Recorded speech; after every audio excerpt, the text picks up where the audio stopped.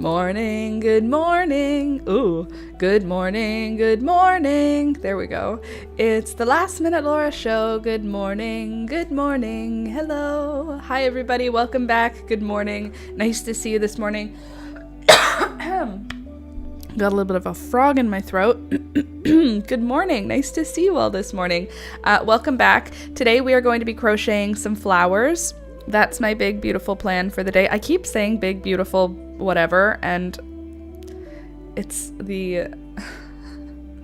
Anyway, you know what I'm talking about. I keep saying it, I don't mean to. It's just that I keep hearing it everywhere, so now I keep going like, it's my big, beautiful plan, my big, beautiful idea. Anyway, so my big, beautiful plan for today is that we're going to crochet a flower. I haven't decided which flower. I thought maybe you could help me decide. Yesterday, I did celosia or celosia. I filmed a tutorial on how to do a celosia plume. Here's what a real one looks like. Let's see if I can get it to focus. It's a little limp because I pinched it off the plant yesterday. But here's what the real one looks like. And then here's what my my crochet version looks like. So we're gonna try and figure out other plants today. I brought out all of my nice colorful yarns so that we have lots of options for colors so that we don't have to be like specifically only picking one plant because of a color. We've got options. But before we get into all of the all of the flower crochet of it all, we are going to be looking at the garden because the garden is so beautiful right now. It's still not in full bloom. We're still probably 3 weeks away from full bloom, maybe even 4 weeks away from full bloom, but we're in the starting stages. It's starting to get beautiful. It's starting to get colorful. All of my texture plans with the plants are going well. I feel like it's gonna be really good. It's already good. But I do have some cool stuff to show you. So let me just jump right into our Discord and I will be able to show you how it's looking. By the way, hi to all the new viewers. Nice to see you guys. Welcome. Don't forget to click the thumbs up button as you come in and subscribe if you're into crafty, planty, chatty sort of vibes, because that's what we do here. Okay, so my sweet pea, my first sweet pea that's opening a bloom, I showed it to you the other day and it looked like this, right? Then the following day it looked like this. So, oops, sorry. So we've got day 1, then we've got like day 3, and now look at it. Look at the color. Can you tell I love the color? I think this is the watermelon variety. And it's so pretty. It's got just the most beautiful color to it. It's like a cool pink that has the most fine piece of red like lace put on top of it. It's like a cool bubblegum pink with a very thin piece of fabric that is colored red. It's so beautiful. It's like watermelon. That's why I think this is the watermelon variety. We did plant, I believe, strawberry fields and watermelon, so it could be either of those two. But oh my goodness, my first sweet pea is finally blooming, and I'm very proud of her. Isn't it pretty? Good morning, Candace. Good morning, Winged Matchbox. Good morning, Louisa. Nice to see you guys this morning. We're at the dentist. Well, good luck with that. Here's my beautiful sweet pea. So this is what it looked like before it opened. So I was like, oh, this is going to be a two-toned one with like a pink upper leaf or upper petal and a white lower one. Nope, absolutely not. Totally highly saturated pink. So pretty. Same thing is going on with my yarrow. This is the yarrow like 2 days ago. And it looked like this. And now it looks like this. It's starting to open. It's probably going to be open. This first little head of yarrow will probably be open by tomorrow. If not tomorrow, then Friday, but I'm very excited to see it. It's such a pretty little plant. Isn't it cute? Look how cute the little flowers are. They're so little and cute. They're just babies. This is what that yarrow looks like from a little bit farther away. I zoomed out so I could show it to you. Isn't she cute? Come on. Okay, so there's the next little set. I tried to break it up into like themes so that we could get through it with kind of some cohesiveness today. Usually the garden tour is just chaotic, but I tried to keep things together for the tour. So next we're getting into the coleus. My coleus situation is that I started... How many seeds would you say I started? Maybe 40? I probably started 100 seeds, and then I split that. Once those all germinated, I split the nicest looking 40 seedlings into little seedling trays, and then I selected down. Each time I up potted, I got rid of a bunch of them, and this is what I've ended up with so far. I'm not entirely happy with the coleus I have, but some of them are really pretty, so I'm showing you all of them. By the way, click the thumbs up button. I see you here. Click it up. Click it. Thumbs up. So that was the first one. This little pot is kind of in the shade. It gets some morning sun until probably until like 11:30 until 12 noon, and then it pretty much gets shaded out for the whole afternoon, which is perfect for coleus. They don't really love harsh afternoon sun. In this pot, you can see there's also a random... Excuse me. Hello. Come back. There we go. There's also a random... What are you called? Amaranth. We have an amaranth happening here. Oh my goodness, where did the internet go? Please hold. We are having technical difficulties.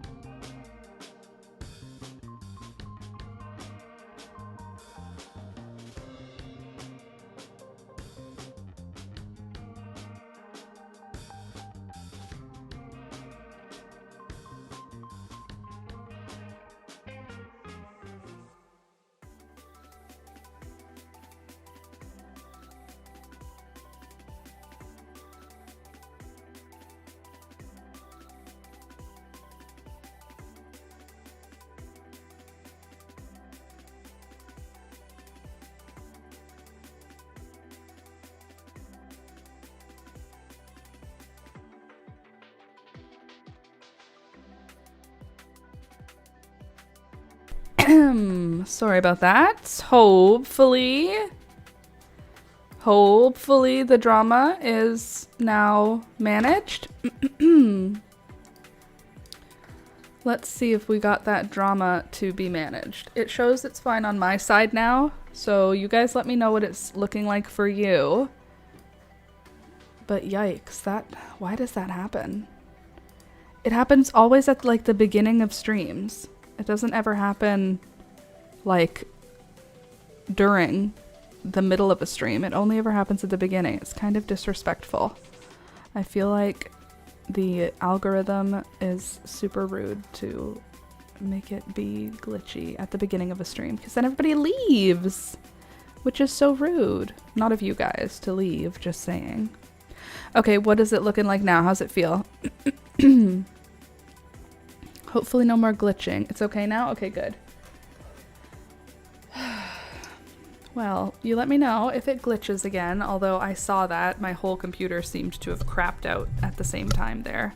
So hopefully we won't have that happening again. Fingers crossed. Back to the garden, perhaps.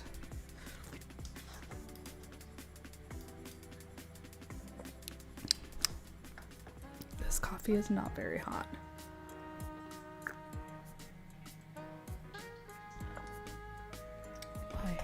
Why am I like this? All right. Back to the garden tour. I got myself all distracted.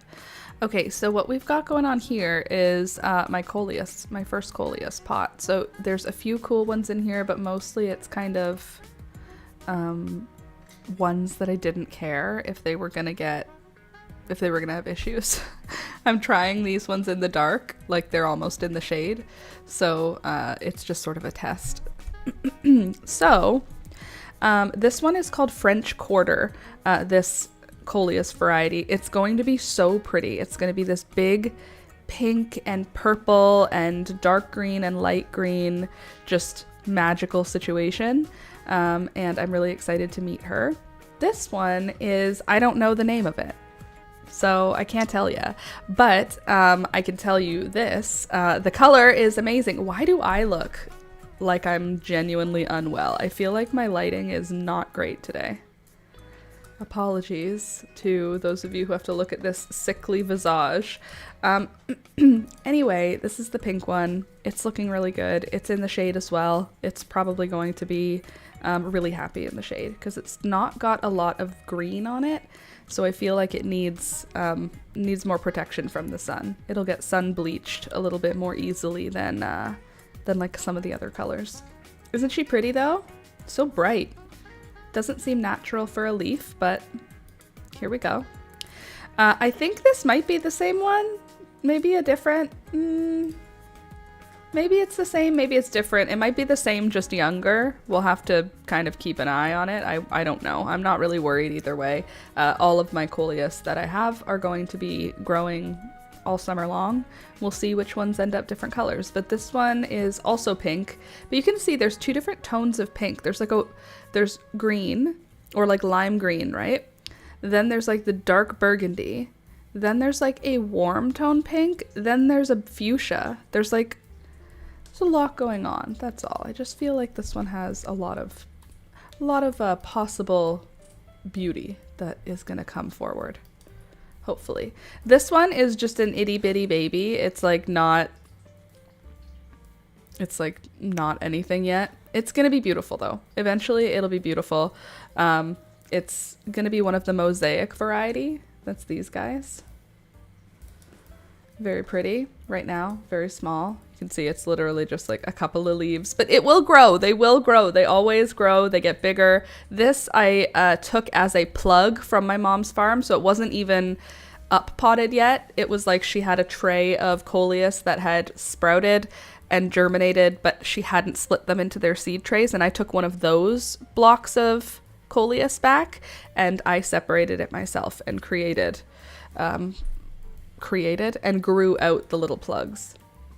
This one I think is going to be really cute. So this one is one that we started from seed. It was just labeled Pretty Coleus. Love that for me.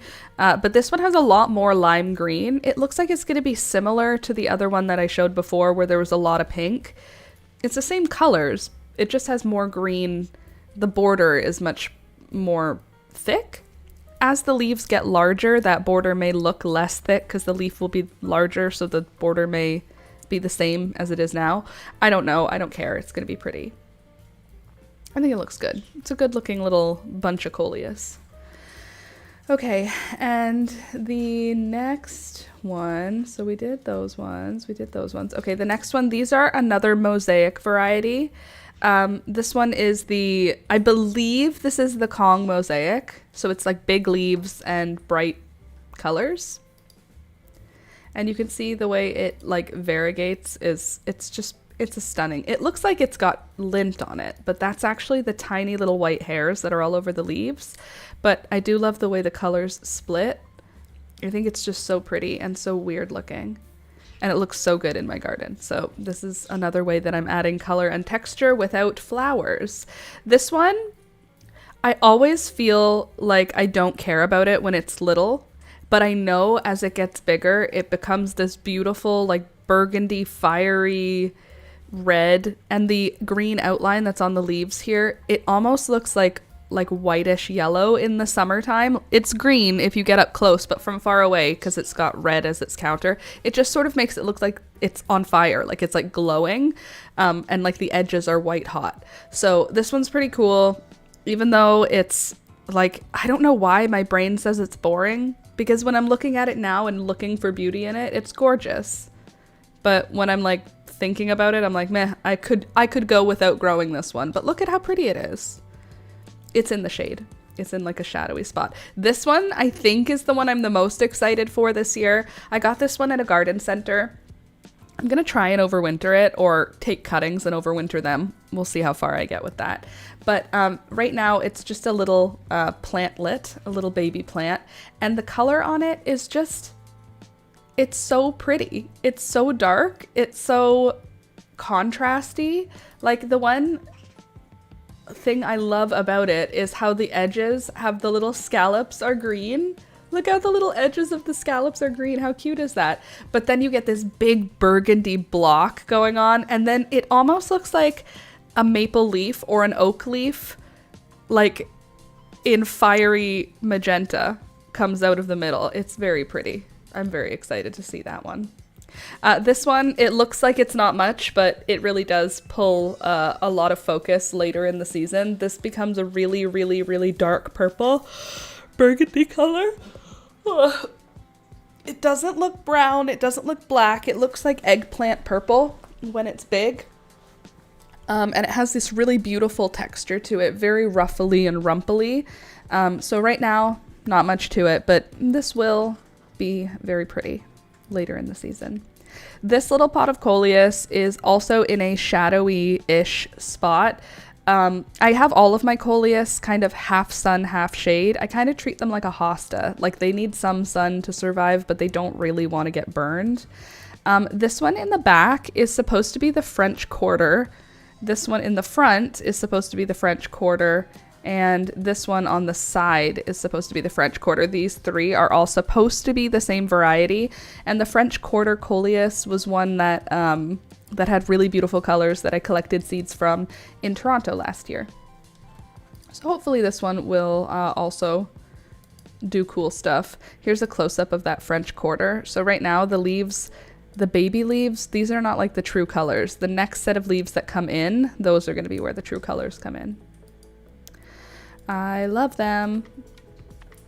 Okay, and last, out of my coleus extravaganza, I noticed this morning that this coleus needed to be pinched back, because if you can see, excuse me, in the middle, it's trying to flower already. It is way too early to let a coleus flower in my climate if I want it to bloom all summer long, or not bloom, if I want it to grow all summer long.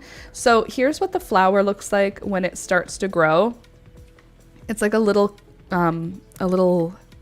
like, it's like squishy, leafy bud is growing off the plant. And so what I did was I pulled it over so you could see where I'm gonna pinch. So not the first, I'm gonna take the first set of leaves. When I pinch it off, you can see the growth coming underneath my fingernail here. You can see there's new growth that will come out of those armpits.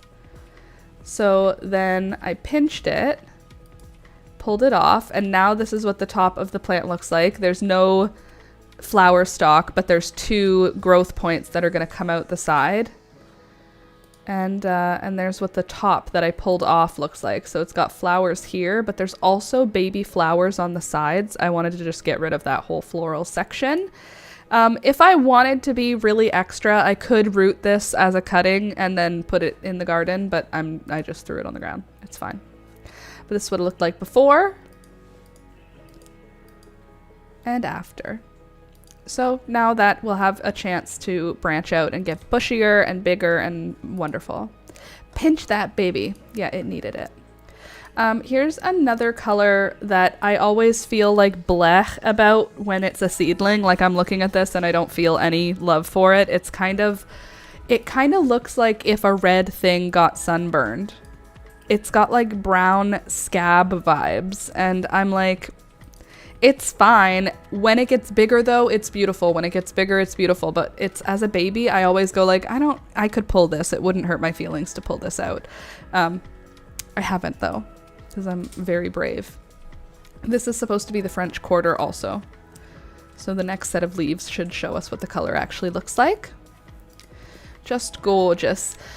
Also, my oxalis, thank goodness, has decided to survive. I have neglected my oxalis. Like the last 3 months before getting them outside, they get absolute neglect from me. Like I almost don't water them. I think I just don't water them and then they die.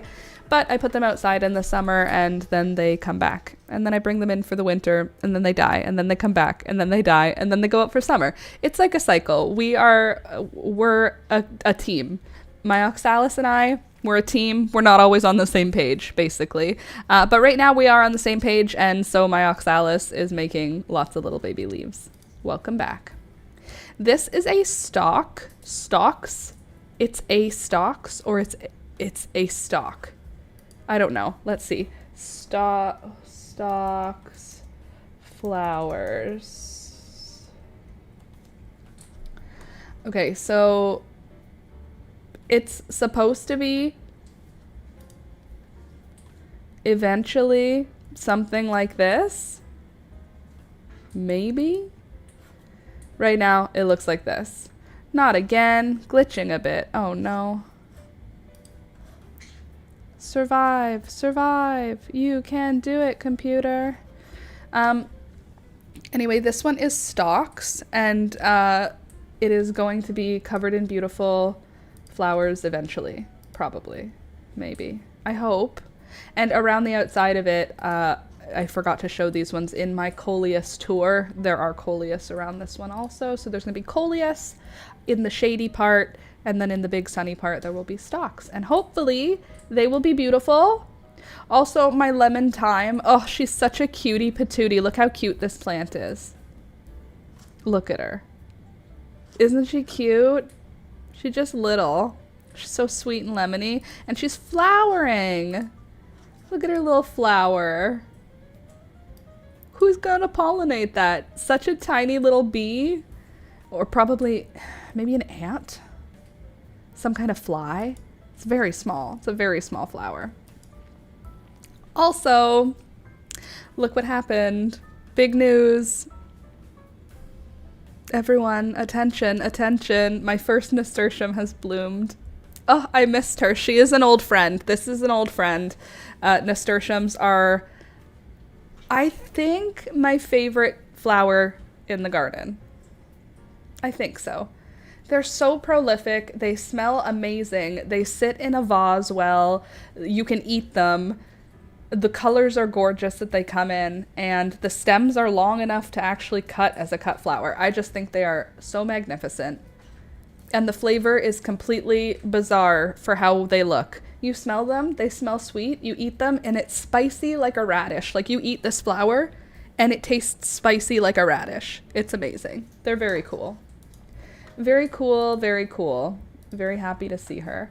Also, something else about to bloom. This is my hummingbird salvia, my one surviving plant. I don't know how many seeds we planted for this. A lot. I have one surviving plant. This is why I overplant every year. Every year I say, it's crazy. I'm planting 24 of this variety. I'm planting 12 of this. I'm planting 6 of this. I only need one. I don't know how many hummingbird salvia we planted. It was more than 6. And I have one surviving adult plant, so it's not it's not hoarding. Here's what she looks like. She's a cutie patootie. There's the whole plant from above, doing really well. You can see how nice and dark green those leaves are. I fertilized a couple of weeks ago with Miracle Grow. It looks like cat litter is what it looks like, and you just sprinkle it throughout the garden, like lightly sprinkle it, and then it feeds the plants for apparently 3 months. So usually I double feed later in the season anyway. But anyways, hummingbird salvia is starting to bloom. Also, I have another marigold that's starting to open. I think this is going to be that variety with the yellow tufted part in the middle, if I remember correctly. Oh, hello, coleus. Look at that coleus back there. That one looks like it's a beautiful color. Anyway, ADHD. Okay, next we have that marigold, but a bit bigger, so that you could see in the morning, it like squishes out the extra water that's in the flower. Isn't that interesting? So like usually at night it doesn't look wet, and then if you come in the morning, there's like actively water dripping out of this flower. Also, the second nasturtium is gonna open tomorrow, probably. I don't think it'll bother with today. This is this morning, so probably tomorrow this guy will open, and this looks like one of those dinosaurs. You know, the one like Ducky from The Land Before Time, don't you think? Don't you think that looks like one of those dinosaurs? I think it does. Anyway, here's that nasturtium. It's going to be yellow. So I did tear out a few nasturtium plants in the last 2 days. I just pulled them right out of my garden. Nasturtiums are taking over my garden at this point, which is good. I'm happy. I welcome them. But I do have to thin them. Usually, if you were like a normal gardener, you would thin out your seedlings when they're small. But with nasturtiums, since there's such a variety of colors, I want to wait to thin them out until they show what their bloom color is going to be, because I don't want to accidentally pull out a plant that was going to make a pink flower and in place leave a plant that has an orange flower. So I've already taken out, I think, probably 5 or 6 nasturtium plants that were going to be orange at this point.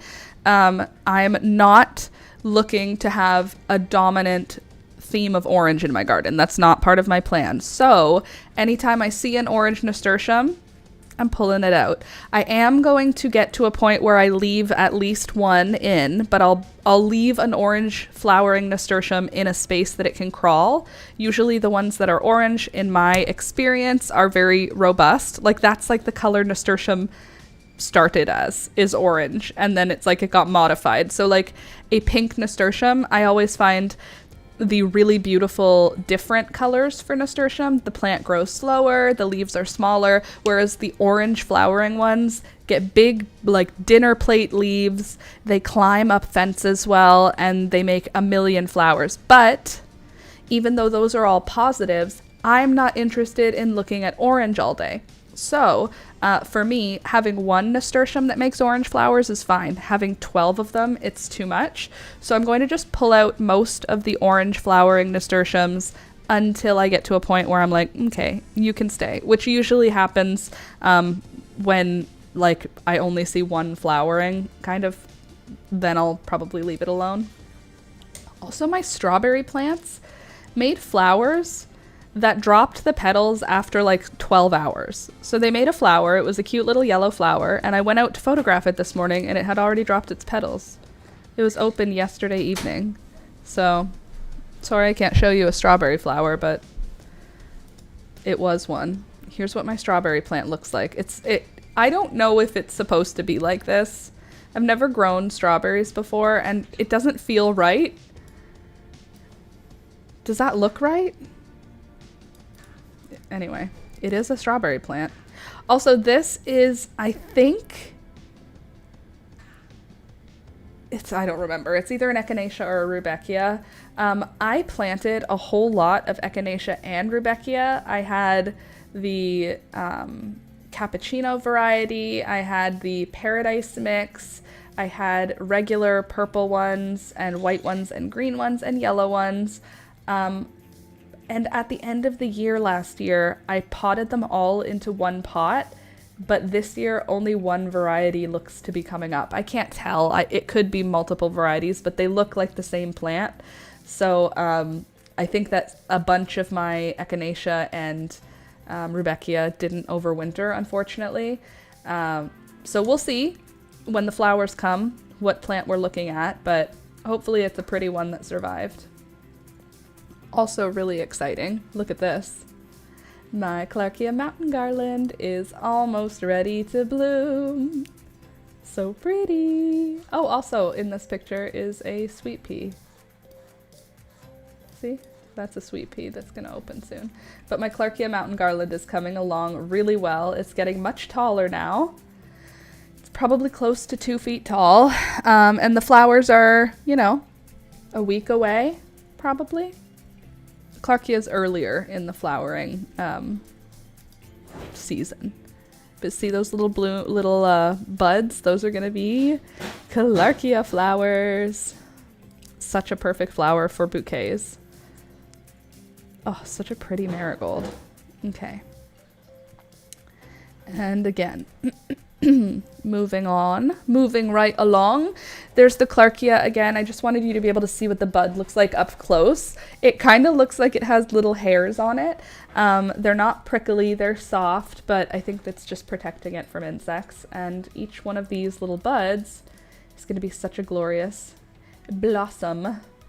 Also, I have a whole lot of amaranth coming along in the garden. I have one that is not flowering yet, but you can see behind it, I have one that is. See this one? That one's flowering.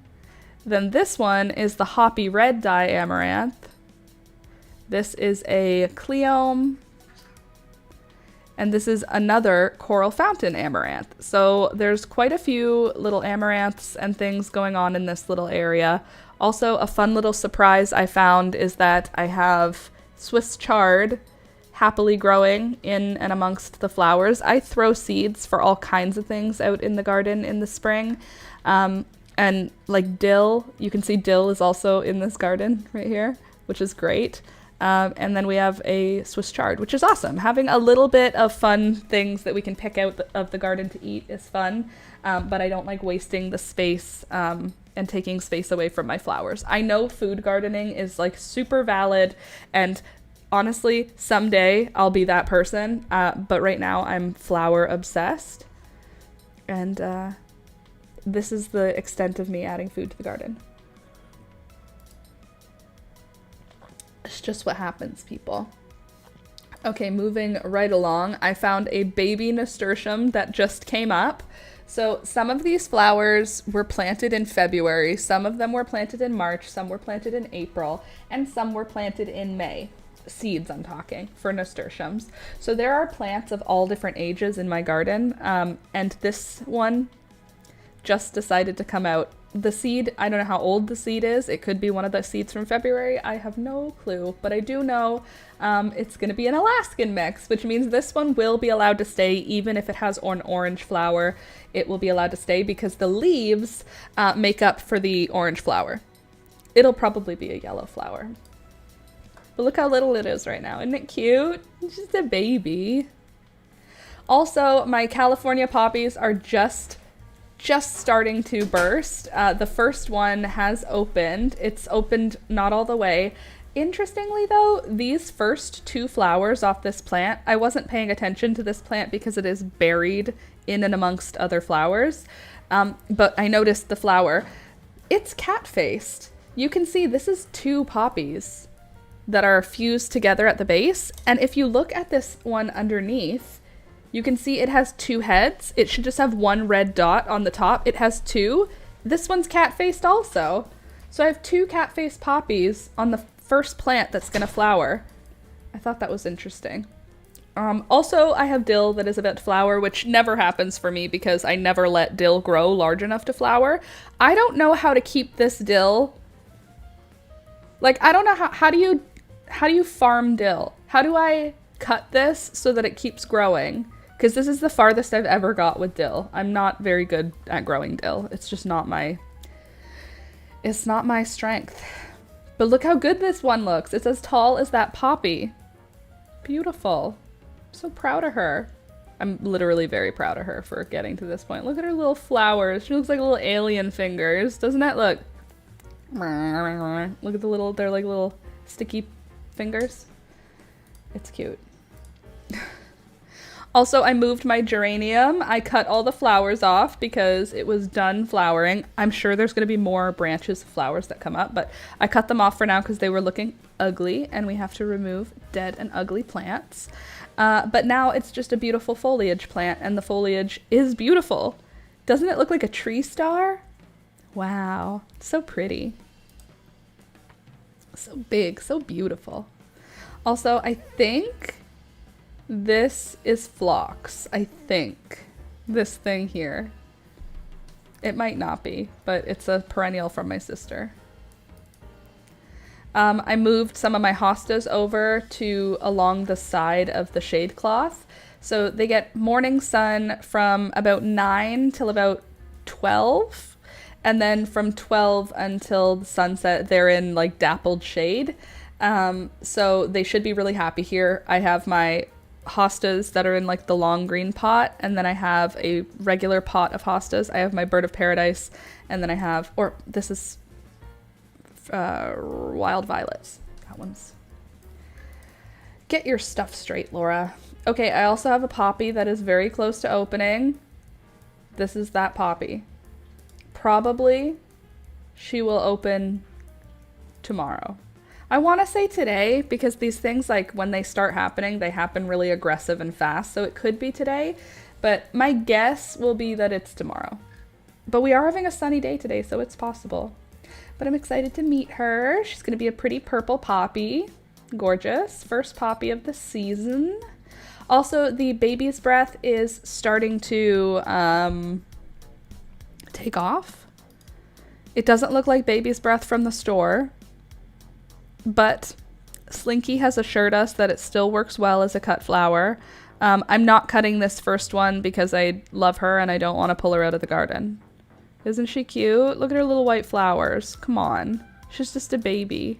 Look how little it is. It's such a skinny little stem with skinny little flower stems, but the flowers themselves are so delicate looking. So cute. Look at her. Come on.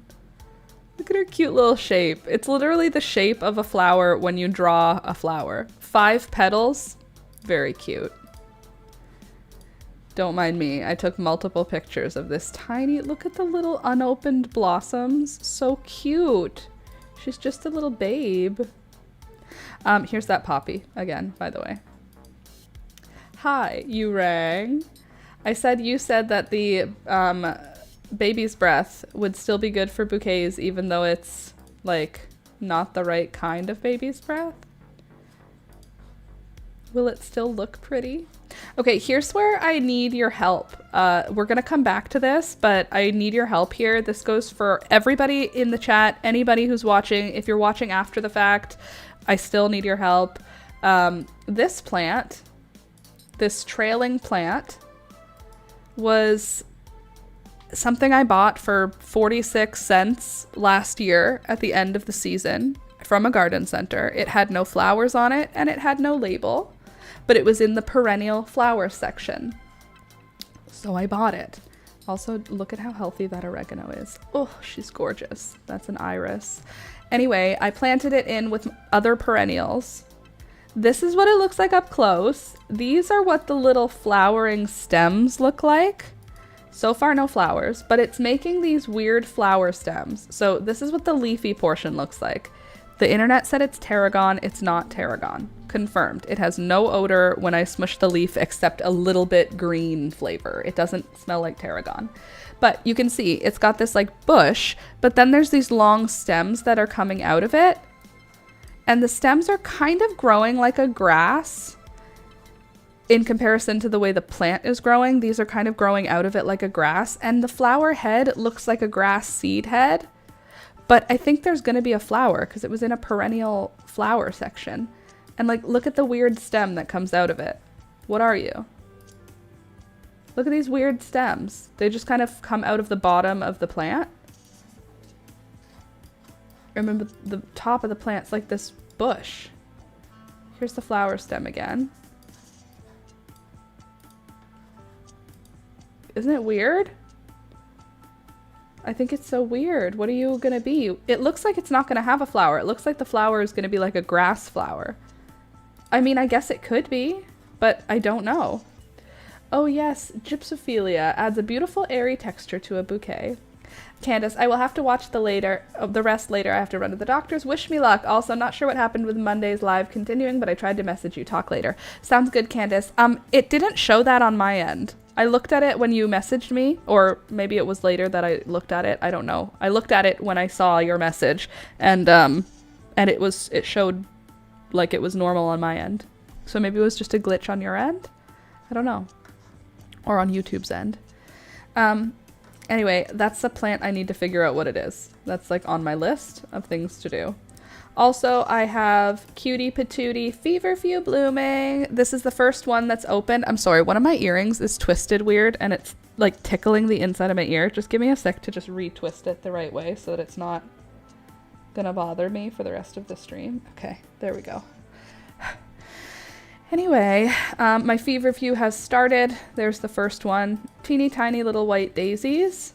Here's what they look like a little bit farther away. And there's what the whole plant looks like. So the whole plant is not blooming, just this little arm off to the side. But the rest of it will open up its flowers soon.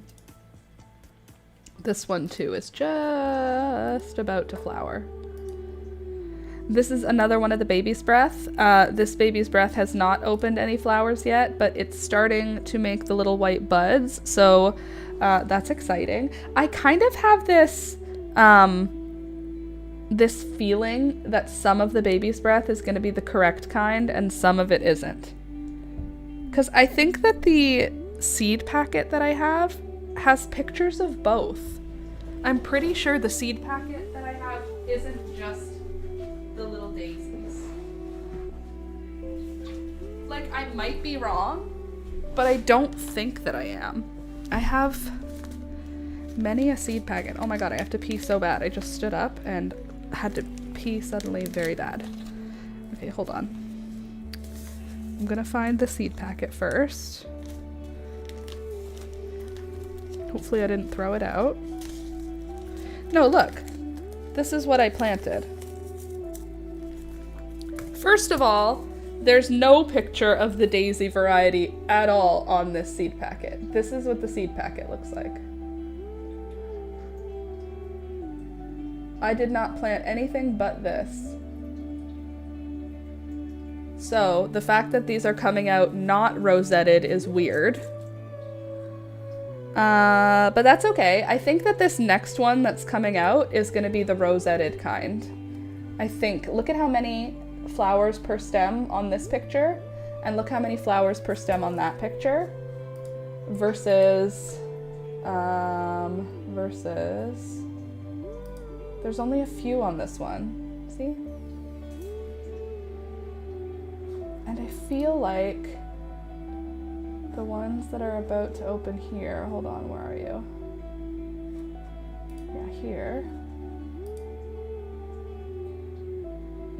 Maybe not. Maybe they look the same. Well, we'll see. Either way, good to know that I did plant the right kind of baby's breath. Oh well.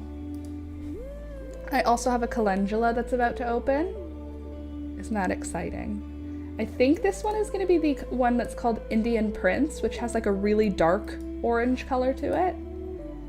But it may just be a lemon or orange twist, which is just bright orange or bright yellow. We'll see. Not concerned. All of my plants are beautiful. Also, I have Gomphrena. I was a little bit nervous that I didn't get any of these to survive, but it looks like I do have 2 pink Gomphrena. It also looks like I don't have any Celosia spicata flamingo. I don't see it anywhere. It's not gone for sure, but I don't see it anywhere, and I'm very nervous that I don't have it. But this is cute, isn't it? Cute little babies. More dill plant, more dill plant, more dill plant. Okay, so we already saw these. Oh my god, I have to pee so bad. It just hit me out of nowhere.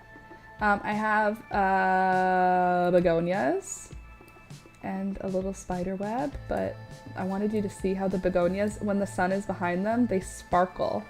Do you see how it's got sparkles? It literally sparkles when the sun passes through it. It's so pretty. Glittery. Also, my cactus is doing great. this ugly, ugly cactus that I do not like, but I can't get rid of because my mother gifted it to me years and years ago at this point. Probably in like 2020. So like this has been with me like 5 years-ish.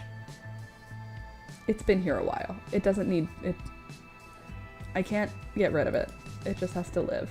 This is my pencil cactus, which is also called a, not euphorbia, a ripsalis.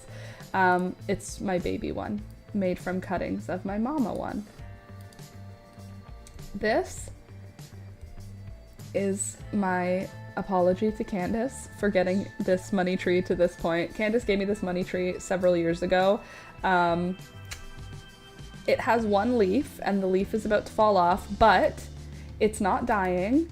It just had a hard transition to outside. It dropped all its leaves when it came outside, and that's okay because look, the new growth point right there, the new growth point has 2 leaves coming out. There's one and then a baby one right behind it. So it's gonna be okay, even though it looks a little bit dramatic right now. In a couple of weeks, it'll look okay. I hope. It's gonna be great. It's gonna look so good. My aloe is doing fine. Didn't get sunburned yet, which is great. It's in the shade, but usually it still gets a pretty harsh sunburn at the beginning of summer, and then it heals over the next month. But it doesn't look to be getting sunburned yet, which is great. My Hoya is also doing really good. I've been checking her for pests because my umbrella tree got pests, and I'm going to show them to you in this next set of photos. Again, here's my Hoya. Gorgeous girl. Snake plant's okay. She's a little bit bleached out right now, but she's okay. She's like, the leaves are still hard, so I'm not concerned about the bleaching out. That's basically a sunburn. You can see it just kind of looks a little yellowy. Sorry, my phone. It just has a bit of a yellowy look to it, and I feel... sorry, one sec. The family group chat.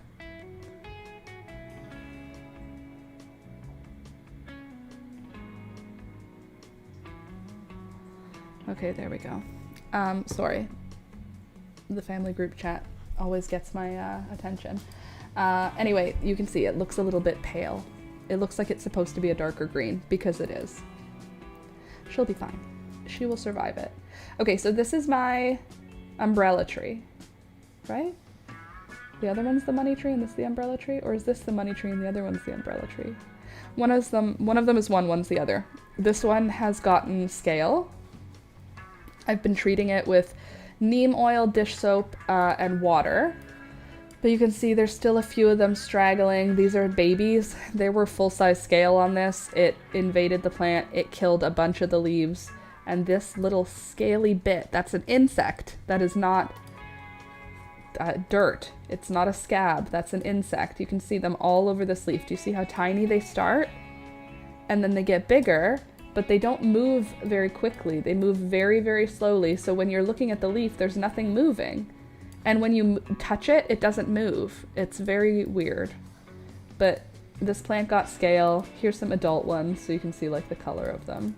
But anyway, this plant has scale. It's not doing amazing, but it's gonna be fine. You can see the leaves, there's a lot of yellowing, but I've treated all of them. And it's most likely going to be just fine. Probably. It's probably most likely gonna be just fine. I think. I think it will. I'm sure it will. It's gone through worse, I think. Also, this one got a sunburn when it came outside. Not surprising. It had been in the winter, indoors, all winter, out of direct sunlight entirely. And even though it's not in direct sunlight in the spot that I have it, it does get maybe an hour of direct sunlight each day. And that hour was enough to burn all of the white parts of the plant. But that's okay because it will grow back. You can see that the burnt part in the middle of the leaf, that inner part of the leaf, already is unaffected. So the new growth will be unaffected by the sun. It's just that the old winter growth can't handle getting into the sun like that. This one's the same way. You can see it looks really rough. The older leaves did not take well to the sun, but you can see all the new leaves are totally perfect. They're totally unaffected. not concerned about her. I think that she's gonna be fine. This one is just my white pot. I just wanted you to see how cute it is. It has begonias and impatiens, and they look nice. I have them in the shade. They're pretty. Please enjoy my begonia and impatiens pot. This is a hard thing to look at. Do you know what we're looking at here, folks? Because it's pretty tragic. This is my bird of paradise. This is the bird of paradise that I've had in my house for 4.5 years. 5.5? No, wait. I think it was 20. It might be even more than that. Everything went horribly wrong when I was trying to repot it. Every time I interacted with it, I broke a leaf off. Every time I tried to adjust the positioning, I broke the growth point. All the way to the point where the growth point itself is actually damaged. You can see the main growth point looks rough. I'm not giving up on her. I put her in new potting mix with some fertilizer, with lots of orchid bark and perlite and pumice stone, and gave a really good water, cut about 1/3 of the roots off of the plant because it filled out that whole huge pot, and repotted her, and we'll see what happens. I'm not giving up on her yet, but we'll see. Hopefully it's fine. Hopefully it's fine, right? It's gonna be fine. Also, the geraniums were just looking so pretty from where I was seated while taking the picture of that sad bird of paradise. So I took a picture of the geraniums for you because they looked pretty. Also, chamomile coming up all over the garden. The plants aren't very big, but that's okay. They're still cute. This begonia, isn't this cute? It has like this dark burgundy leaf and this happy pink flower. This I might transplant out. This is an Alaskan mixed nasturtium, but look at the shape of the leaf. It's like little dinosaur feet. And all 3 of the leaves right now have that little dinosaur feet shape. So I may transplant this into a sunnier spot so that I can see if it'll continue to have dinosaur shaped feet. Also, my mint is looking phenom. Beautiful mint, gorgeous mint. Look at that. Come on, isn't that pretty? I put this metal lantern set in the pot when the mint was not doing anything yet, and I buried the plant. I buried dirt over top of the base of this lantern, and then the mint grew up all around it. And doesn't it look nice? So delicious. So this one is the normal spearmint, and this one is chocolate mint. Do you see how it's like olivey green versus like a nice true green? I'm not gonna lie, I think the sprig that I'm holding in my hand in this photo is also chocolate mint. I think chocolate mint may have invaded my spearmint. Also, here's my coffee plant. She looking good, she looking thick. Do not look at the pothos on the ground. This is not the pothos you're looking for. So sad. And here's the 5-foot garden bed, how it's looking right now. This is 5 feet across, and it's a round garden bed. It's 2 feet tall, and it's looking really good. It does look a little tight. It looks like that could just rip open. Hopefully that won't happen. Hopefully. Oh my god, we're almost at the end of the tour, guys. This is directed at my shade garden. You can see the mint in the background there with the lantern. And then there's the feverfew I showed you towards the beginning. Then there are hostas. And then here with this triangle, I've got cosmos. I don't know what color. We will have to figure that out when it blooms. They could be any color because I planted so many. This is the other sun side of the garden. This backs onto our neighbor's backyard. This is where that new nasturtium is blooming. I also put the New Guinea impatiens into a sunny spot. My mom said they like the sun. I thought impatiens were shade plants, but she said not the New Guinea ones. Louisa, I see me. This is an angle of the main part of my garden, just so you can see how full it is. I just wanted you to really capture it. Also, this bachelor's button is supposed to be black. I see the tips of the petals now. That's purple, dude. That's a purple flower. It's supposed to be black. It better be the darkest purple I've ever seen. That's all I'm saying. Okay, and last but not least, here's kind of, I tried to get like a magical angle of like entering the garden. So this is what it looks like as I get into my garden. It's very pretty. And when the flowers start blooming, it's gonna be amazing. Once there's flowers, once we get to the flowers, that's when all the magic will happen. Okay, I am literally going to pee my pants if I don't go to the bathroom now. So I'm gonna run to the bathroom and I will be right back. What is happening? Oh, cool. Okay, I will be right back. I'm gonna turn the music up for you and I will turn my mic down so that you don't hear me.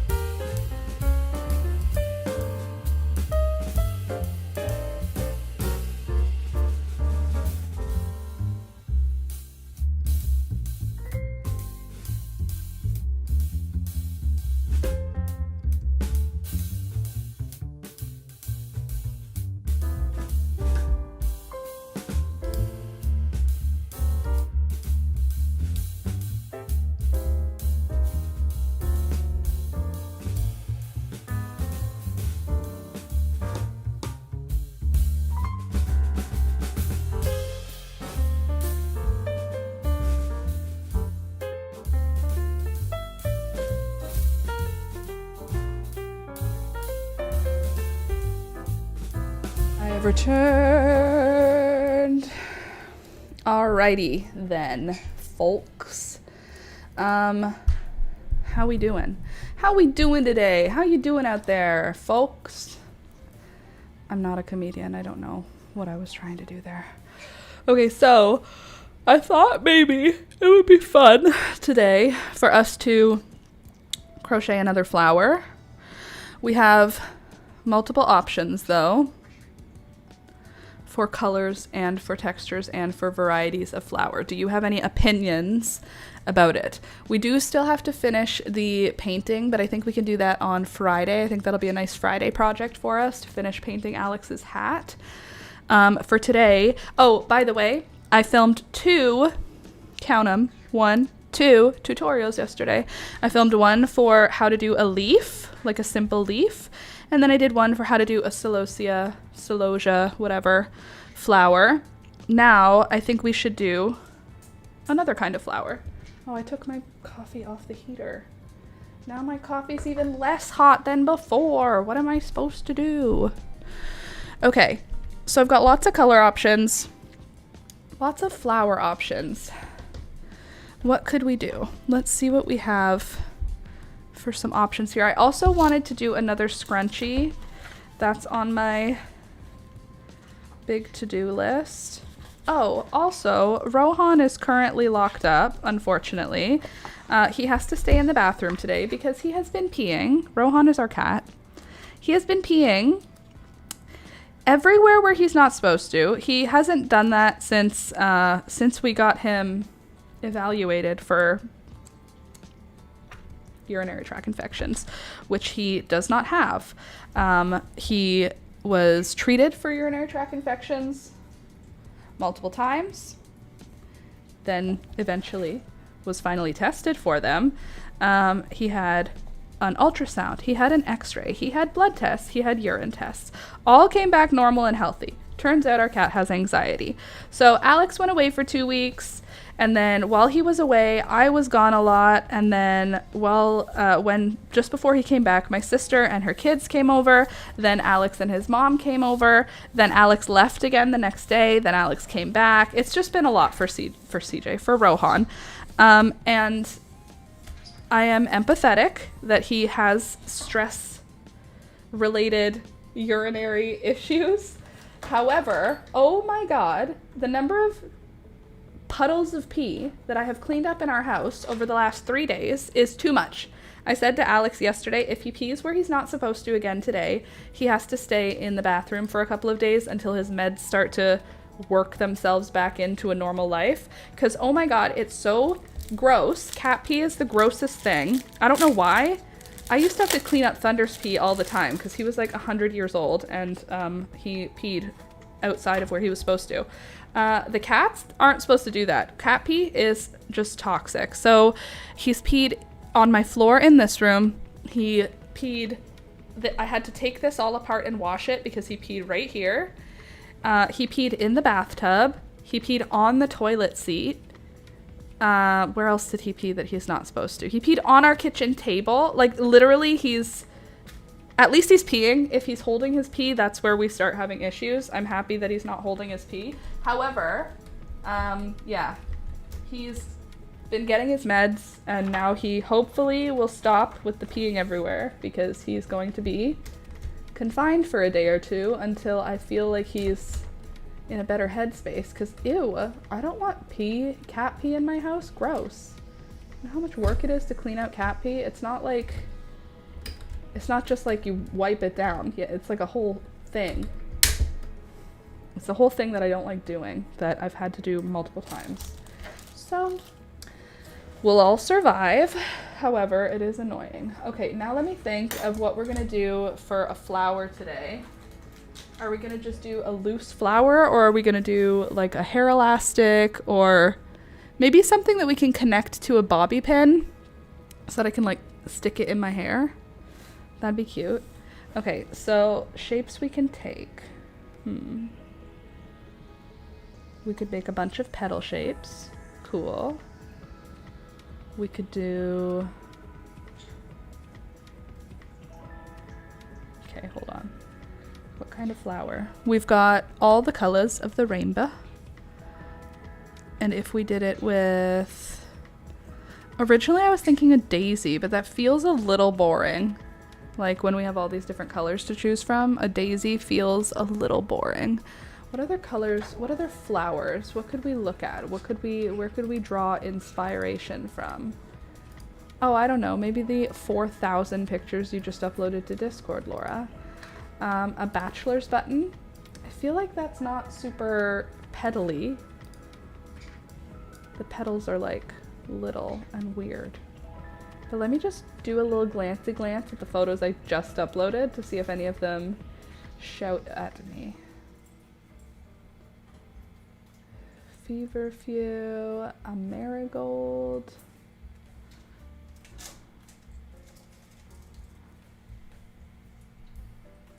Are you doing crimes?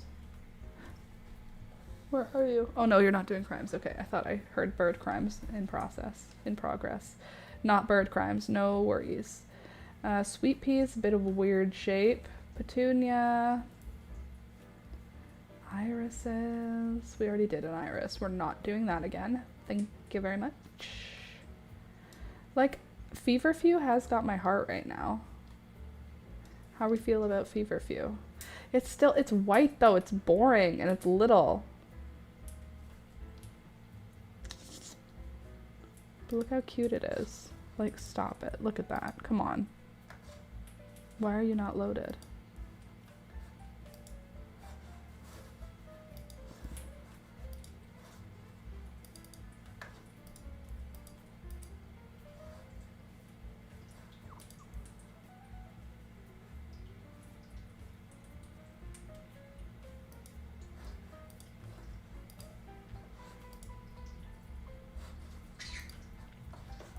All right.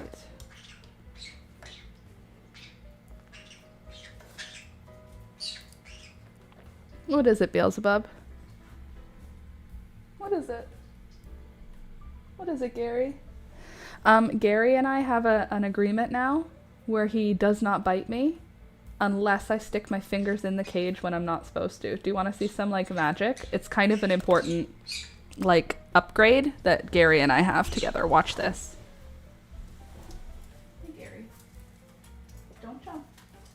Don't jump. It's okay. Good boy. Good boy, Carrie. Hold on. No, don't jump. Don't jump. Here. Good boy. No, don't jump. Hold on. Oh my goodness. Don't jump. Come here. We're showing them our agreement. Hold on. Don't jump. Don't jump. Look at our agreement. Look at the agreement Gary and I have. Look. See how he's not biting me? See how he's not screaming? Me and Gary have an agreement now. As long as I don't put my fingers in his cage, he won't bite me. And I can hold him in my hand like a little burrito, and I could grab him like that. I know, it's okay. It's okay. I can grab him like this, and he lets me hold him. Isn't that great? Me and Gary are buddies. It's okay. There's Gary. That's you, Gary. Alright. What a nice guy. Okay, now let me just put him back. And this is how I put him back. I hold him with my hands, look at him ready to jump. And I get him nice and close. No, we're not gonna jump. And I let him out. And he goes. How did you do it? Lots of time and patience. So he still doesn't like me, but did you see how long he tolerated me for with no bite? No issue, no biting at all. So basically I am an animal tamer, an animal trainer, and Gary is just the next in a long line of animals to be tamed by me. No, Gary just decided that if I'm taking him from his cage to the tree, or from his tree to the kitchen, or from the kitchen to the bathroom, wherever we're all going, those transitions I'm allowed to hold him for. And I'm allowed to take him out of the cage in the morning. He's still skittish, but he will put his foot out like, okay, I'm ready. If I put my finger in the cage when the doors are closed, that's off limits. I will be bit, and I will be bit in order to make me bleed. But other than that, if I don't screw around with him, like if I try to poke him, obviously he's gonna bite, but like in general, if I need to get him from A to B, the difficulty in that has reduced. Sorry, there's something on my computer screen I'm just wiping off. The difficulty with that has been reduced significantly, just by time and patience. You good boy, Gary. You good boy. Yeah, so me, the bird tamer, very pleased about it. Okay, so let's see what kinds of green I have. I'm pretty sure I have like more than one. Okay, there is a green in here. Hi, Burb. Yes, the Burbs are both here. Oops. I just dropped a ball of yarn. I'm gonna just hold the tail end of it and not pick up the ball itself. Okay, so I have 3 kinds of green, 4 kinds of green. That's a pretty pink. Maybe we'll use that. Do I have this color out? No, this is a pretty color too. I have purple. I don't have white out. White is pretty. Royal blue. Do I have a pale yellow? No, I do not. So I need one. Very good. So, I don't know. What do you think? What flower we should do? Do you have an opinion? What's your opinion, man? Anyway, I'm very pleased about Gary's progress over the last, what, year? 2 years? It's been a while. I have exciting news. There are aphids on my milkweed and I left them. And yesterday I found ladybugs. Oh, that's lovely. My milkweed gets absolutely just disgustingly covered in aphids. I have a milkweed that lives in my front yard, in my front plot of land garden. And it's disgusting to me. I find aphids absolutely disgusting. But it's fine. I've been thinking. Okay, so I do have a hair elastic. I could do a scrunchie. I do have pale yellow. I don't know that I want to do a lot of sewing. So I kind of want to think of like what flower I could do all on one thing.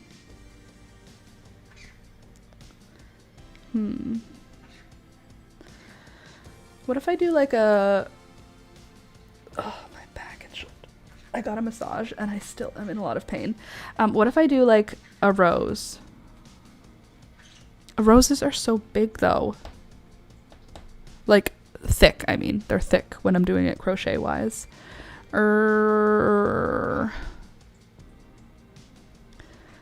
could do a bow. We could do a bow. I've been thinking a sunflower. Could do a sunflower. Yeah. Ugh, so many petals for me to crochet. Think about me. Think about all that I've been through. What about a marigold? How would I even do a marigold?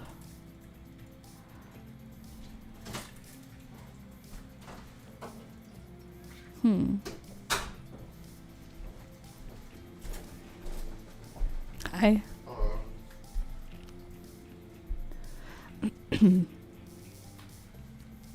Okay, I'm thinking of something where I can do a drawstring to pull it together.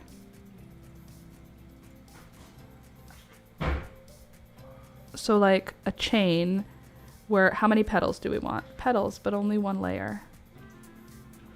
Okay, so let me think. What I'm trying to think is something that starts off as a rectangle and then I'm gonna twist it and pull it into a flower. So if I start with, let's say, how many petals do I want? 12? Is 12 a good amount? Is 12 too many? 12 might be too many. Maybe 7? So 1, 2, 3, 4, 5, 6, 7, and 8. Right? Well, 7. Let's do 14 then. 9, 10, 11, 12, 13, 14. So 14, but we need a chain 1 because that first single crochet. So we do a single crochet, right? Then we do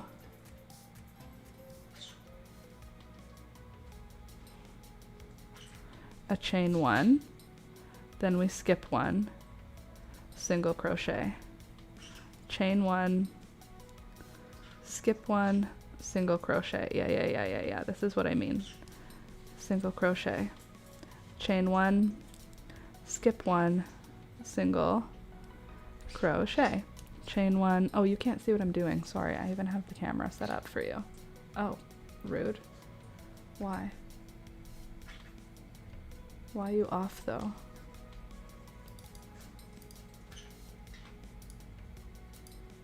Whoa, that's not what we wanted.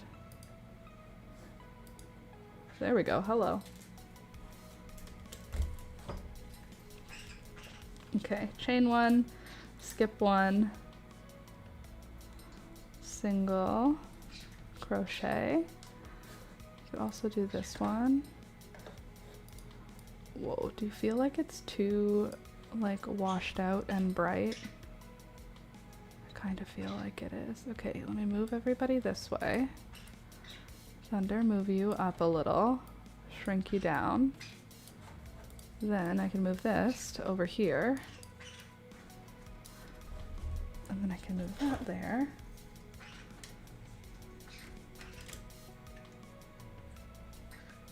Where am I? I'm over here. Come back over here. There we go. Gorgeous, beautiful. Okay, single crochet, chain 1, skip 1, single crochet, chain 1, skip 1, single crochet. Great. So that's our first row for the flower I've made up in my head. So how many chain 1 spaces do we have? We have 1, 2, 3, 4, 5, 6. Okay.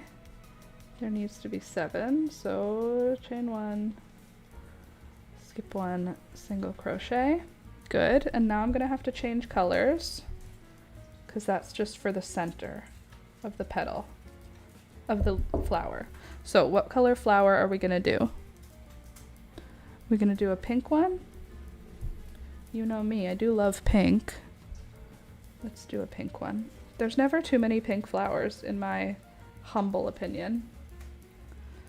Okay, just gonna tie my two colors together.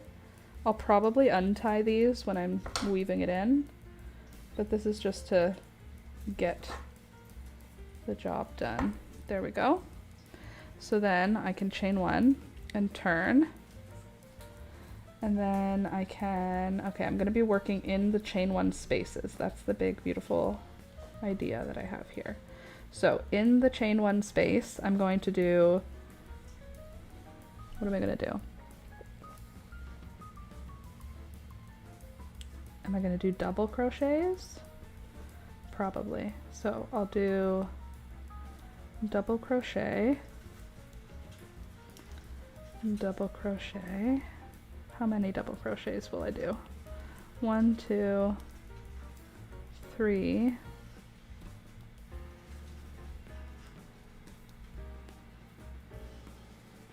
4 maybe? 4 double crochets for the base of my petal. And then do I just skip or do I single crochet in the single crochet? I think I slip stitch there maybe.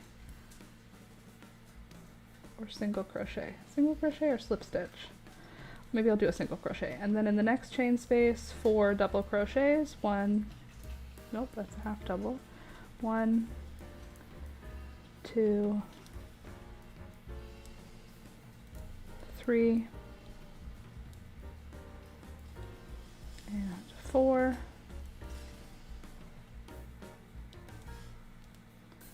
And then in the single crochet, I'll do a single crochet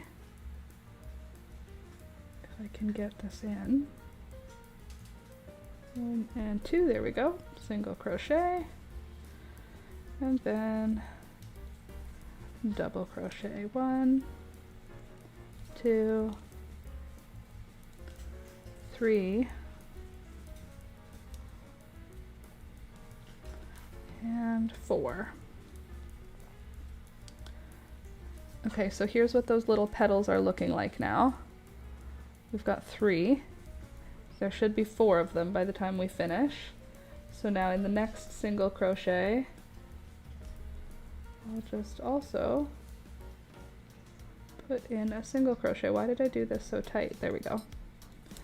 And then in the next chain 1, I'll put 4 double crochets. 1, 2, 3, and 4. I feel like I want to make like a little 5-petaled flower too. I feel like, look how cute and little this is right now, with just 4 petals. Hold on, let me get all the strings out of the way. Look how cute, with just 4 petals. It's like a cute little baby flower. Wouldn't it be cute as just a 5-petaled flower? Okay, so there's 4, and then in the next single crochet, if I can find it here. There you are. Note to self. Try to crochet looser on your initial chain. Okay, single crochet. And then, nope, that's a chain 1, Laura. Okay, here, try this again. We got this. It's like an alyssum. Aw, it's just a baby, like alyssum. Okay, hold on. That's the chain 1, so this is the single crochet. So single crochet, good. And the next space is a chain 1. So in there is where we're gonna do 4 double crochets. I've already decided that this is going to be a 7-petaled flower, so it's not an alyssum anymore. 1, 2, 3, and 4.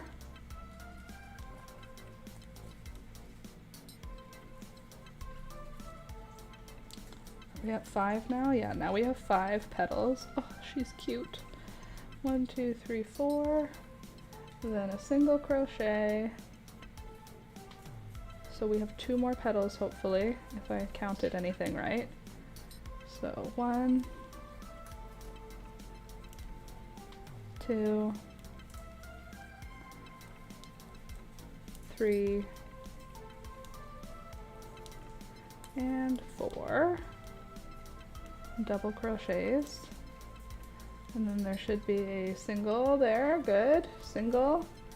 And then last chain 2 space here gets 4 double crochets. 1, 2, 3, oops, 3, and 4. So there we go, now we've got 7 petals for our flower, which hopefully will work in our favor. And now I want to change the color again, because I like doing that. And what color flower should be the last color for the petal? We could do a light, sort of a creamsicle orange. We could do a purple. We could do a bright pink.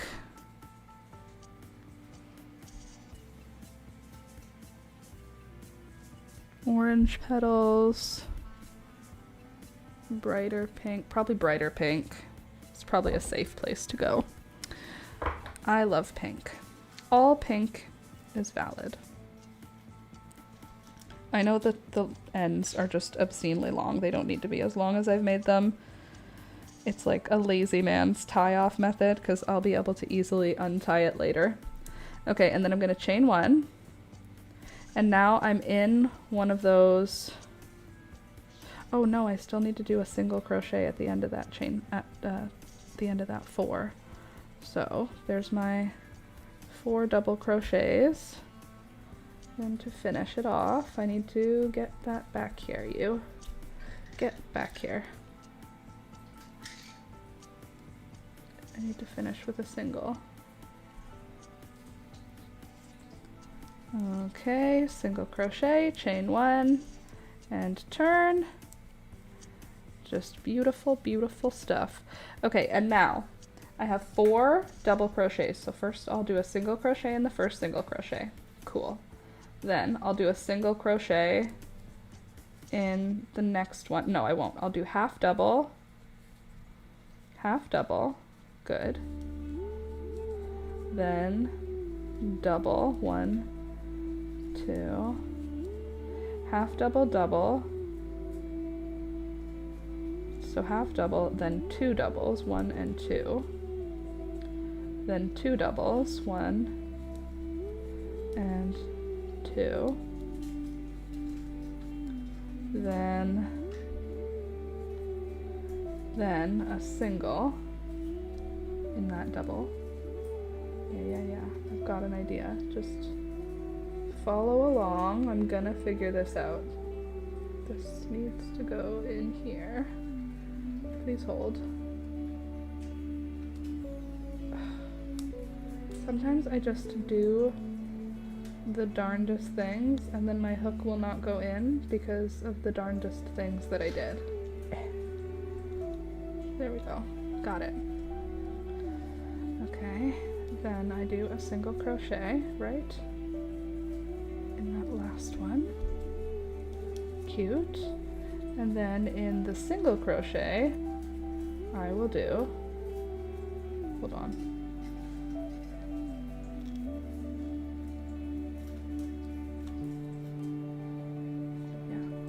In the single crochet, I will do a slip stitch. That's what I'll do. So I'll do half double in the first double crochet.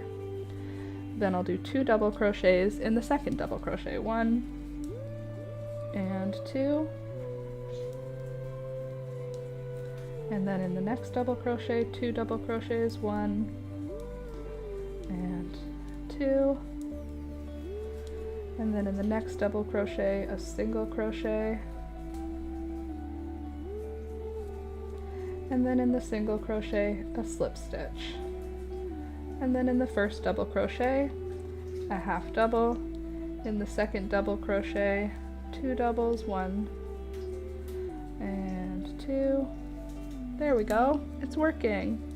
In the third double crochet, 2 doubles, 1 and 2. And in the fourth double crochet, a single crochet.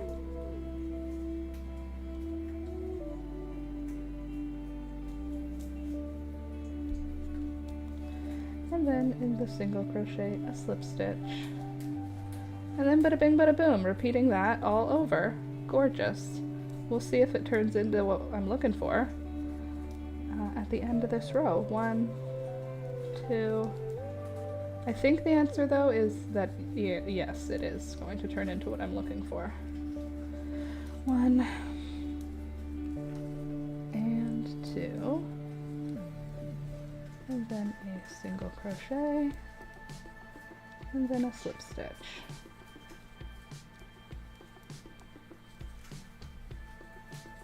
I think this may work exactly how I'm hoping.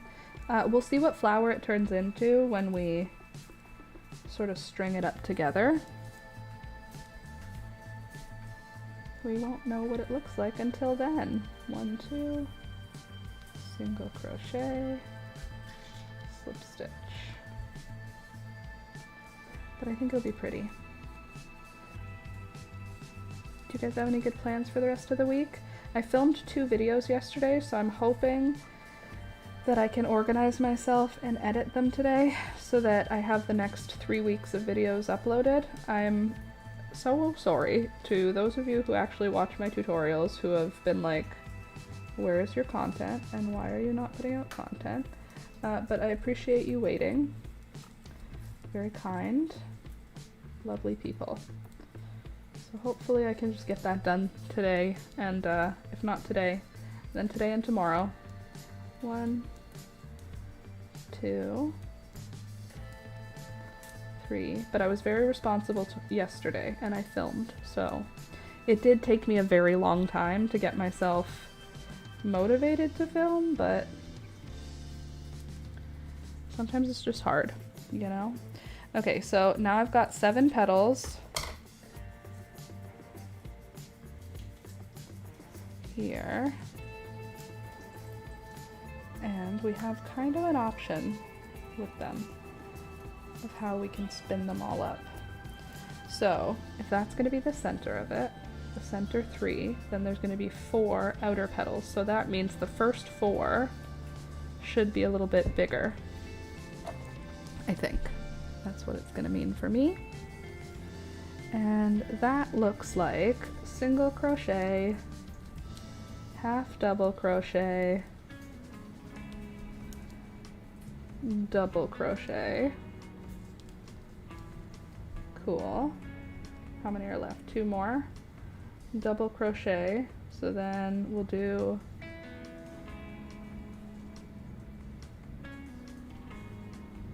single crochet, half double crochet, chain 1, chain 2, picot, and double crochet all in the same stitch for those corner ones. So we have single crochet, half double, double, which means this next one will be a half double,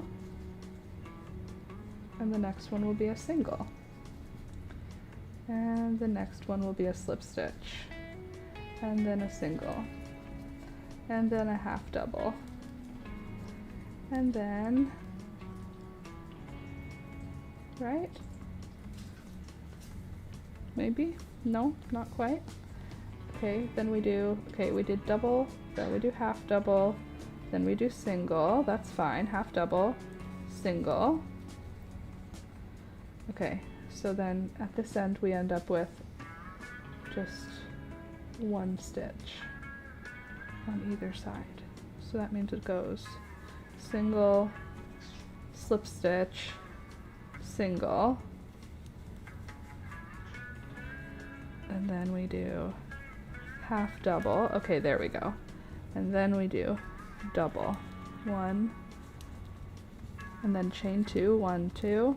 I'm just trying to figure out how to do a flower that I'm imagining. I'll let you know if we get close to it. Then a double, then a half double, then a single, then a slip stitch, and then a single, then a half double. Oh my gosh, this is working perfectly. And then a double.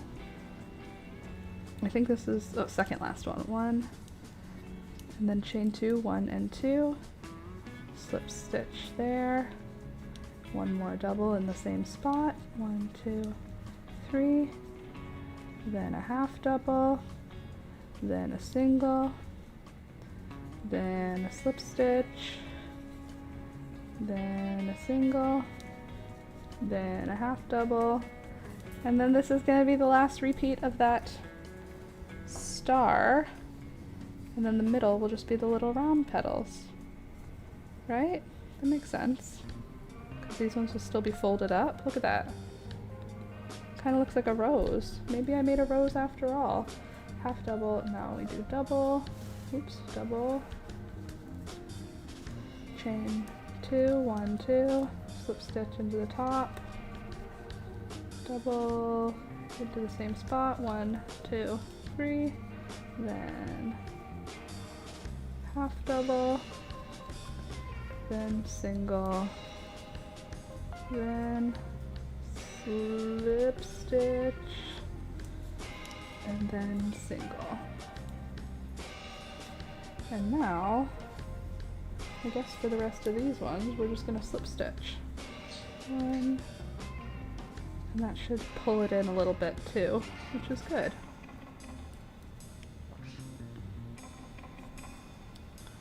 I'm excited to see how it looks once we get it stitched up, which is the next step, stitching this together. I don't think it should be too difficult. I think it's just going to be a bit of a drawstring with a couple of stitches at the back. I'm hoping this looks cute enough to stick in a bobby pin. Okay. Also, can we just talk about how it's literally already the middle of June? I'm not okay with it. I realized I'm going away again in a couple of weeks to visit my sister, and it's gonna take away more time again. I'm just missing all the summer in my head. I'm not, but that's what it feels like. Okay, I made it down to the bottom. Now I'm gonna cut a long tail in case this one ends up being the one we use as a drawstring. Good. And now here's what that rectangle looks like. It's a short row, and then I've got 4 large petals. See? And then I've got 3 small petals. So now if I take all of these, I think I'll start with this side. I'll get my yarn needle if I can find it. There it is.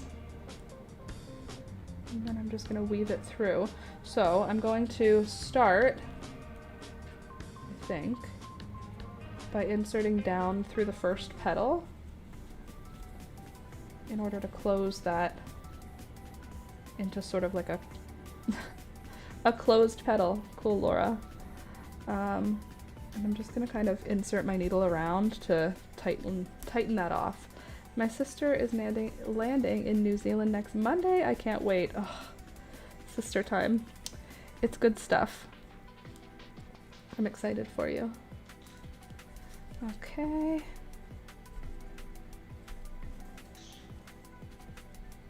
Come on, you. Go through. There you are. Okay, so there's my first petal, now stitched down. Then I can go through this first stitch.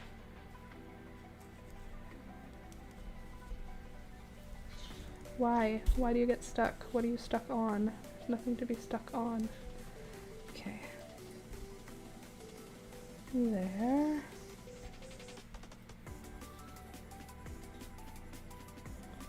Down through that one.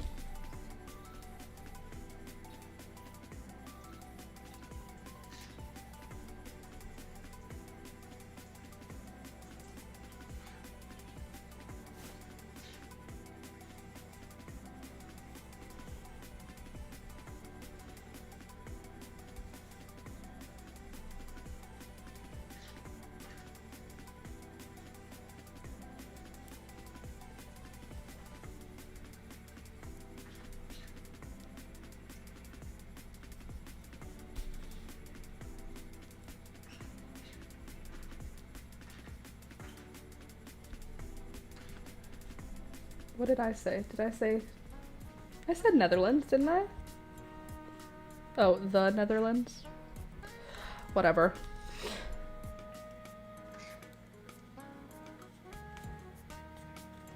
You know what I meant. Okay, there's my pointy petals. 1, 2, 3, and 4.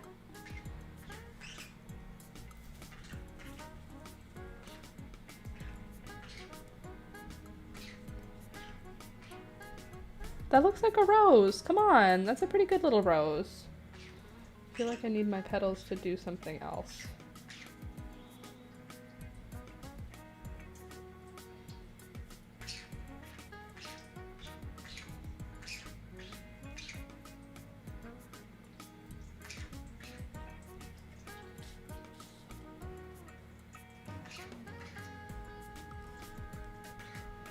New Zealand. Did I say New Zealand? Lol. Sorry. I knew what I meant. As long as you know what I meant and I knew what I meant, we're fine, right? Okay, so...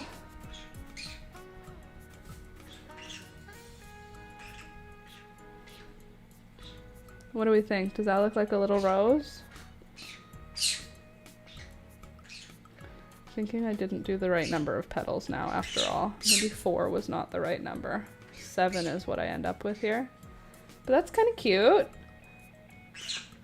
Simple little floral rose. What do you think it needs to be a tutorial? What do you think it needs me to do to make it tutorial worthy?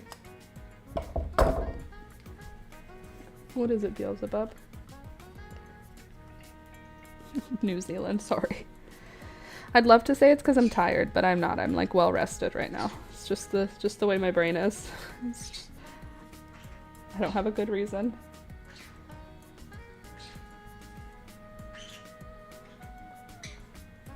Alright. Tie that bottom. There. Ta-da! A simple rose. Either the petals can fold up and it can look like it's closed. Cute, easy.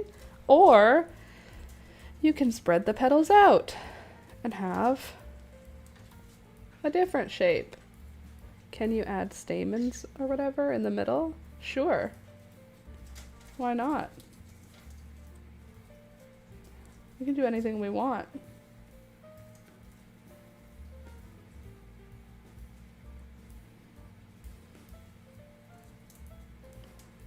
Just trying to see if having it bent a different way is what it wants to be. Sometimes, you know, might not be the right way right away. That looks like a rose, don't you think? It's not like a good rose, but that wasn't part of it. That wasn't the rule. Okay, let's see what we could do about stamens. Shall we now? Probably in yellow.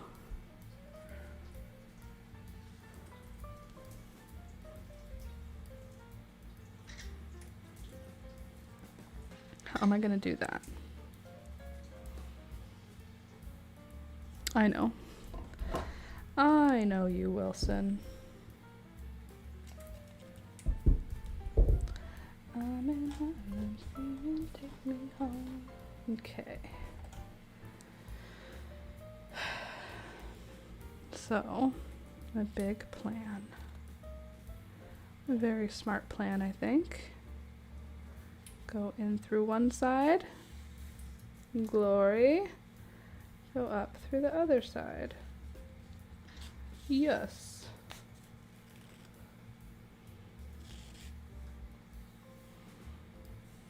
Okay. Same thing again.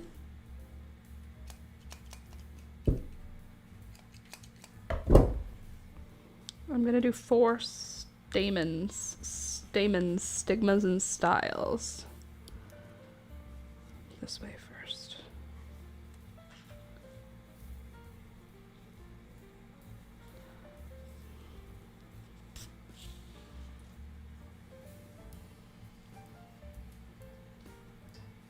Okay, so we have 4 pieces of yarn coming out of the front of the flower. Great, right? Now, here's where the magic happens. I'll take one piece, I'll make a slip knot, and then I'll start doing a chain, but the chain will be really tight. So it's like chain stitches, but I'm gonna pull them tight, and that's gonna create like a cordage.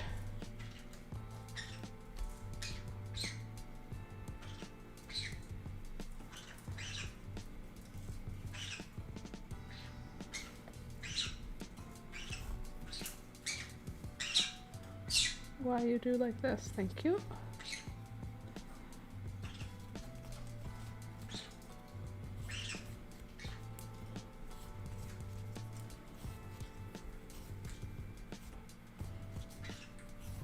Okay, like that. Then I will take this and knot it.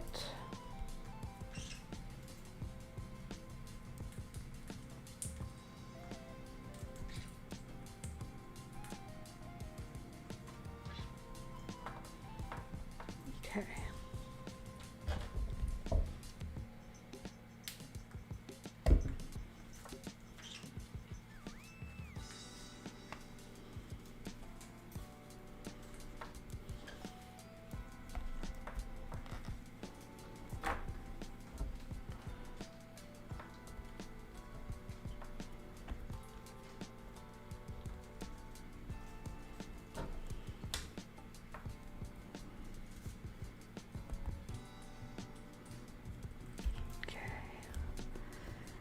Getting somewhere.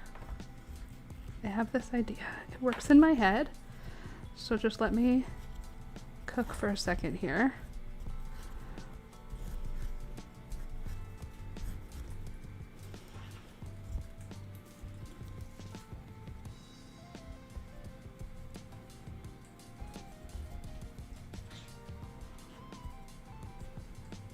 Okay. Here we go. Good. Okay, maybe this is working. Do those look like little stamens? I feel like they don't need to have the little springy things.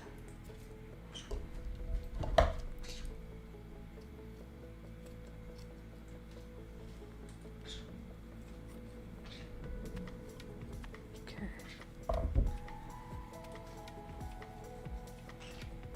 Yeah, it's working.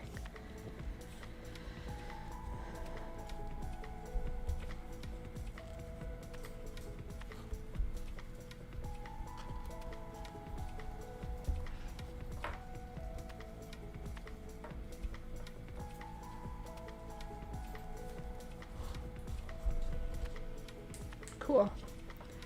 All right, I'm almost there. I almost got it. I could probably have used like a 2.5mm hook to get this same look as what I'm doing with my fingers, but it works with my hands, so it's fine. Out of my way.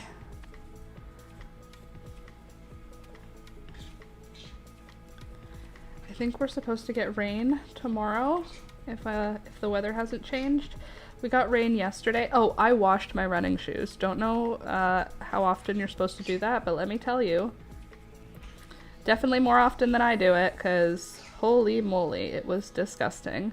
I filled up my sink, not my sink, I have a bucket for washing things that I don't want to put in my sink. So I filled up this bucket with hot water, dish soap, washing soda, and borax and laundry detergent. I just went wild. I grabbed everything. Everything that wouldn't create chlorine gas when mixed together. Don't worry. Anyway, I soaked it in the sink for an hour, and then I drained the water, and then I did it again, and then I did it again, and then I did it again until the water was like less murky and gray and gross. And then after that, I rinsed it by letting it soak in just hot water. And I did that soak twice. And then I put it outside in the sun to dry, and now I have clean shoes. But I forgot that the laces are still in a cup of washing soda and water on the edge of my sink. So I still have to put the laces back in. But my shoes are now clean. They look the same.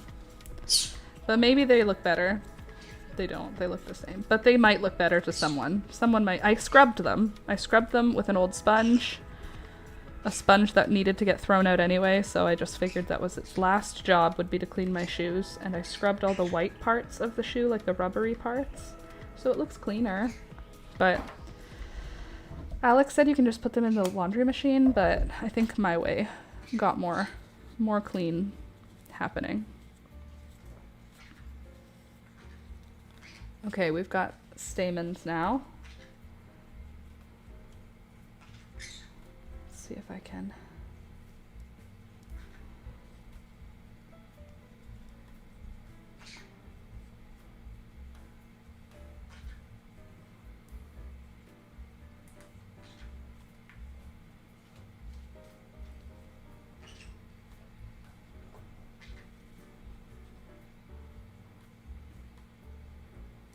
There. Does that look better? Get off of there, Beelzebub, with stamens. More floral.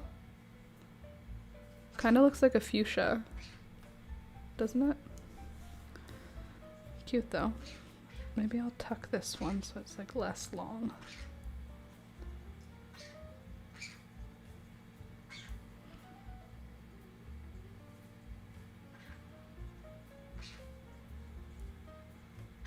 Okay, it's cute. Very cute. Thank you. Okay, so we can do a rose. That's good to know. Okay, so we've got celosia. That's actually really cute, actually. On like a... How big of a hair thing would I have to do? Probably would have to be at least a ponytail. I don't know how to stick it on, but celosia, that turned out cute too. Lots of options. I also wanted to make another leaf. I made a leaf pattern for you guys. Coming out soon, whenever I manage to edit it and give it to you. But I did a celosia flower and then a simple leaf, and I don't know what other kind of leaf I need, but I feel like I could do more than one leaf.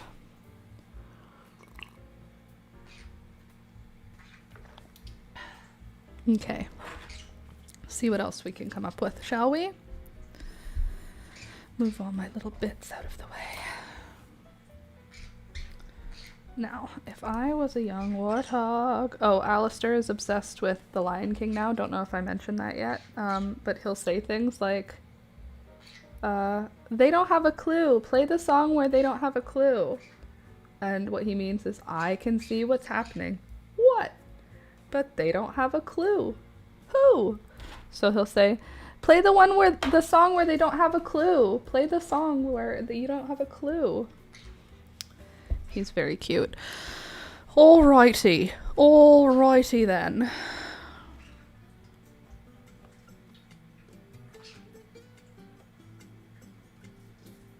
Let's try to do lavender. What do you think? Do you want to try to do lavender? I think that could be fun. Do you think lavender has a color on the inside of the flower, or do we just do it like it's purple? Maybe we just do it like it's purple. It's pretty simple, I think. My plan for a lavender is to make a rectangle. Again, it's going to be a very similar style as the other one, except it's going to be a longer rectangle to start. So I think we will start with a rectangle of maybe 24, 25, 25. 1, 2, 3, 4, 5, 6, 7, 8, 9, 10, 11, 12, 13, 14, 15, 16, 17, 18, 19, 20, 21, 22, 23, 24, let's do 30, 25, 26, 27, 28, 29, and 30. Let's do 35, 31, 32, 33, 34, 35. Will you scrunch down enough? I think so. Okay, so 35. Then skip the first chain in the second chain from the hook, single crochet. Then we're going to chain 2, slip stitch into the top of that single crochet. Right? No, that won't be right. Okay, so we're going to start with maybe 3 single crochets in each stitch. 1, 2, 3. Yeah, I think that'll be better, and then we'll put baubles on it. So 3 single crochets in each stitch. 1, 2, 3. And that is going to be a lot of single crochets here. 1, 2, 3. 1, 2. Do I want it like that, or do I want it... No, I think I need a row of single crochets first. Or a row of slip stitches or something. I need something to make this have some substance to it, some weight. I think I'll do single crochets. So single crochet in the second chain from the hook. And I'm just going to do 1 single crochet in each stitch across. 1, 2. Yeah, because it needs to have a little bit more, I don't know, structure to it before we squish it down. Because lavender is tall. Wouldn't it be nice for lavender to be an easy thing? I think I have a way in my head that it's going to look good.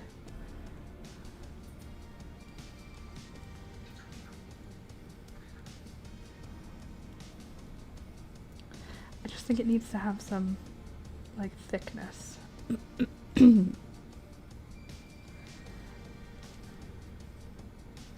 Okay, and now my plan here, which I think is a good one, is once I get to the end of this first chain of single crochets, instead of doing a chain 1 and turn, I'm going to just work along the underside of the chain, and I'm going to work across the underside in slip stitches. I think that's going to finish out how thick I want this base to be.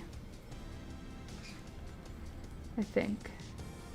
There we go. So I've just done now my final single crochet of the row, and then I'm going to just turn the work without adding a chain 1, and I'm turning it so that I'm working on the underside of the chain.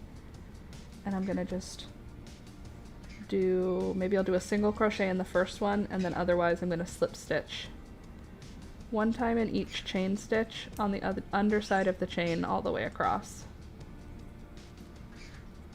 And I think that should give us the thickness we want.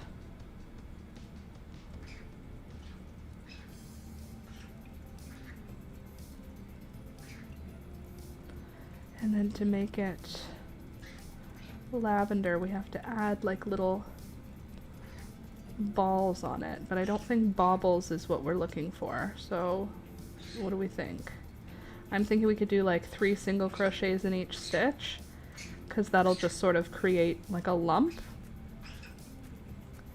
We could do more than 3. We could do 5 single crochets in each stitch. That'll definitely create a lot of volume.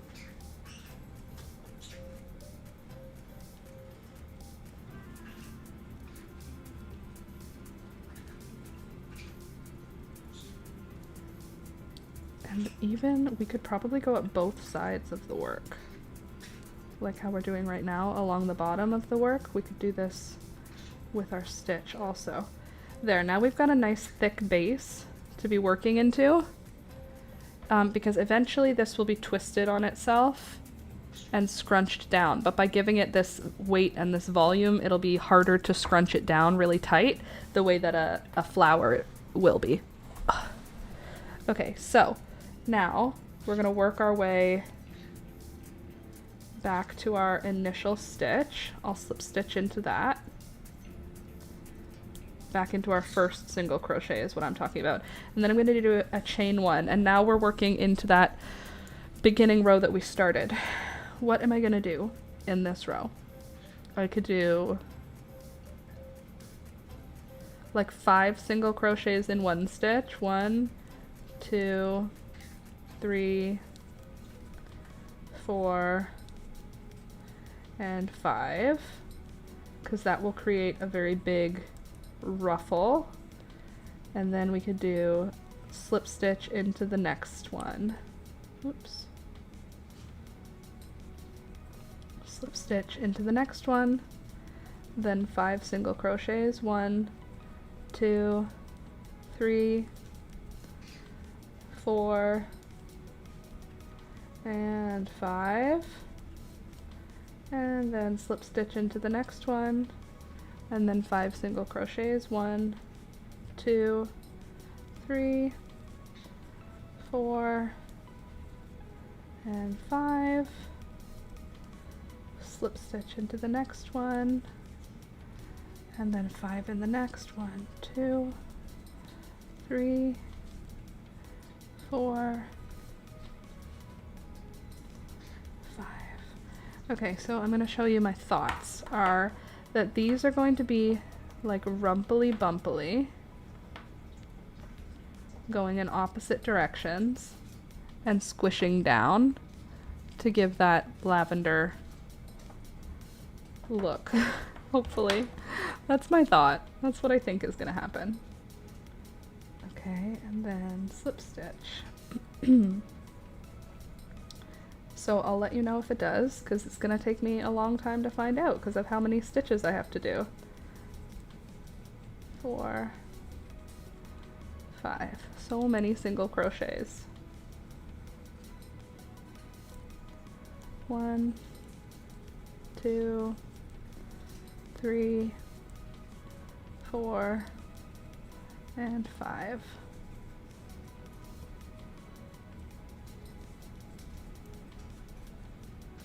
Anyway, 3, 4, 5. What are you thinking about? What's going on? We still have a whole hour left. What should we do? Just work on flowers? It's fine with me, but do you have any opinions? 1, 2, 3, 4, 5.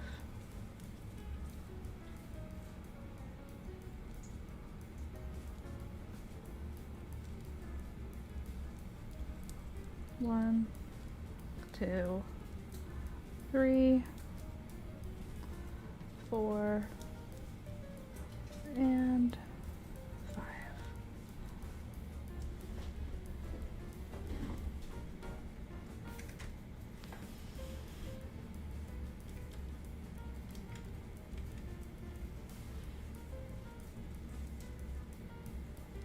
and a slip stitch.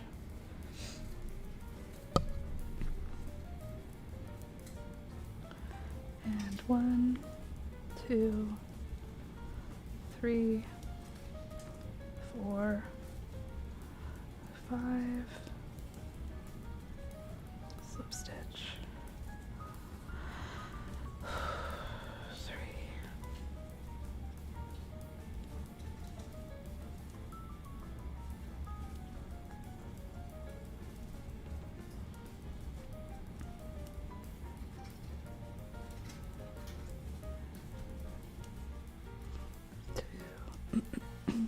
3, 4, 5, slip stitch. Okay, here's what it's looking like now, which is great. It's looking like overly full. Oh, I think I mentioned I got a massage on Monday, and I got a deep tissue massage in my hips and glutes. 1, 2, 3, 4, 5, and lower back. And oh my god, I am still in pain. It hurts to touch the muscles in my back and hips. I don't think I've ever had such a intense experience in a massage before. And she kept saying, do you need me to let up on the pressure? And I was like, no, I don't want you to. I want you to break through every knot that's in my body. And she was like, okay, your hips are very tight. It's gonna bruise. And I was like, that's fine. Just bruise it. And let me tell you, it feels bruised. Walking downstairs hurts. My poor little hips. And then she said something that I haven't heard, and she said, you know, you might just carry trauma in your hips. And I was like, carry trauma in my hips? I don't think so. And then she said, some people carry it in their rib cage, some people carry it in their hips. Just looks like you're someone who carries it in your hips. And I was like, cool, I don't have any trauma that I know about. And she said, could be from a past life. And I said, okay. All right. Sure, could be. Okay, and then now in the slip stitches, I'm gonna do the same thing. 1, 2, 3,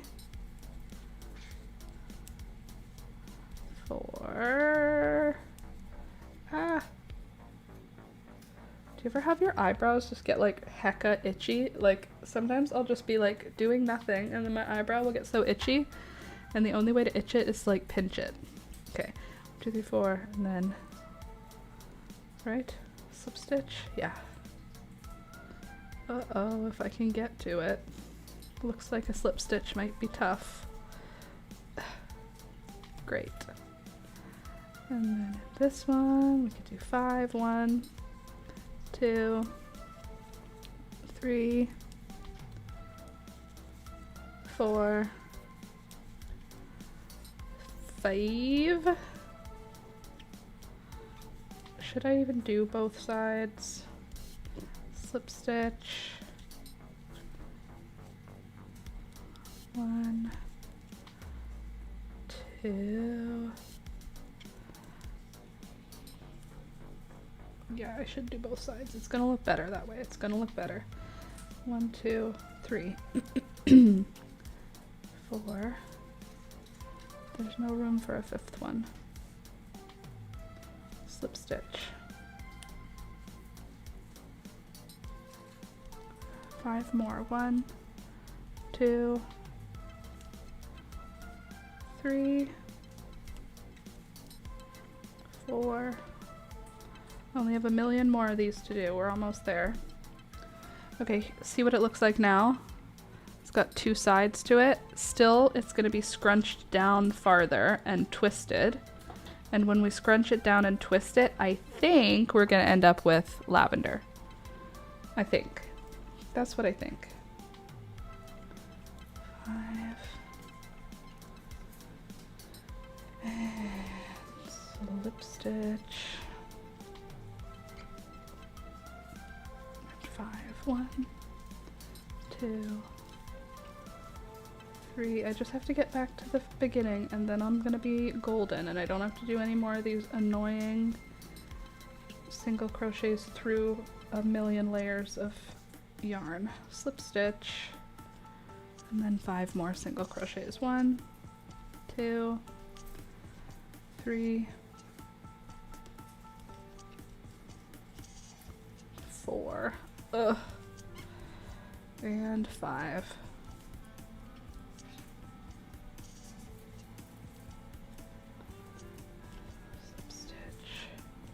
Ew, there's too many stitches in one spot. I hate putting this many stitches in one spot. 2, 3, 4, 5. 5. Come back now. Okay, and then slip stitch. Okay, here's a better view. Again, you can see now we've got these designs on both sides, these sort of lumpy petals, and when we stretch them out eventually,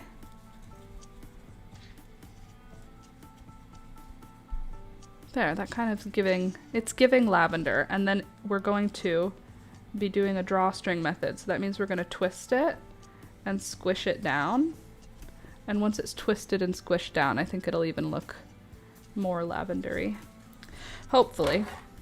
I mean, we'll see. Maybe it won't look like lavender at all.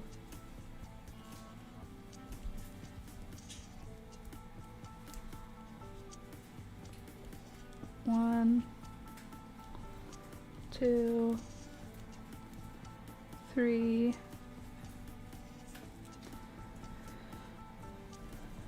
4, and 5.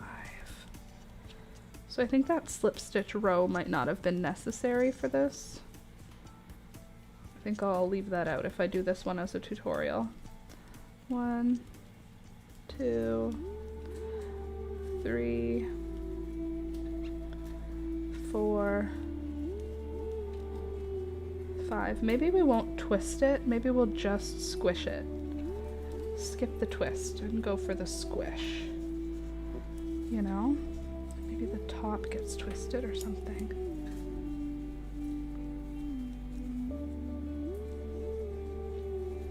Honestly, I think we should try that. I think that might be a good idea. Okay, so if I pull my yarn out here,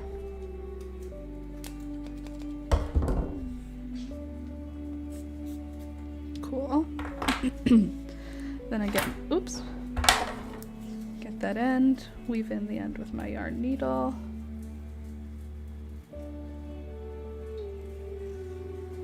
But I'm only gonna weave it. I'm gonna try and double up my yarn is my plan. Okay, now I'm gonna take this end and I'm gonna weave it up to the tip of the work. And I'm just gonna go up and down through the stitches until I get up to the top. Okay, beauty. Okay, now I can squish this top part down.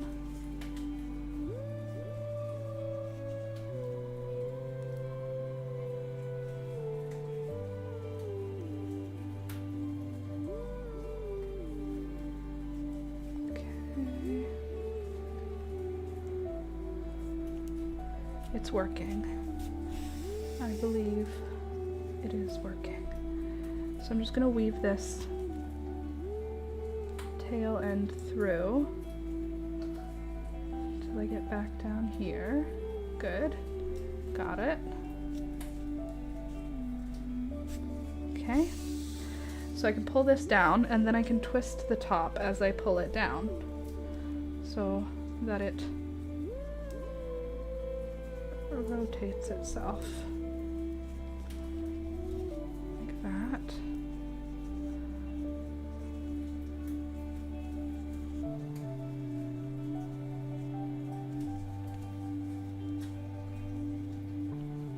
Cool. And then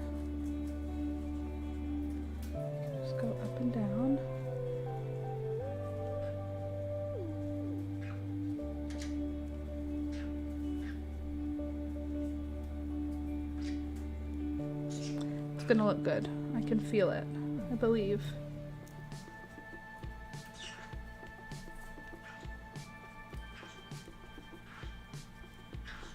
Hi. Okay,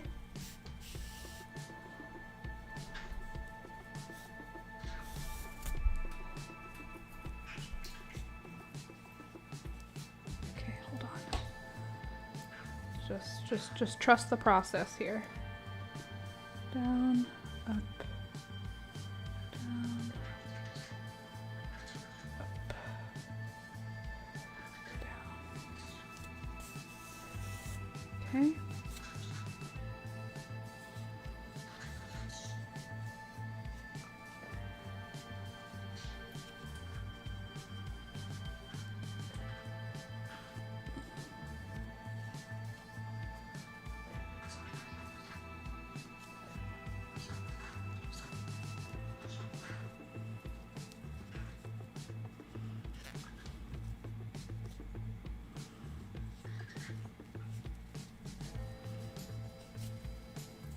Okay. Oops. We're getting somewhere. I think we are almost succeeding at lavender. Just hold on a sec while I finagle this around a bit, because the top needs to get pulled up.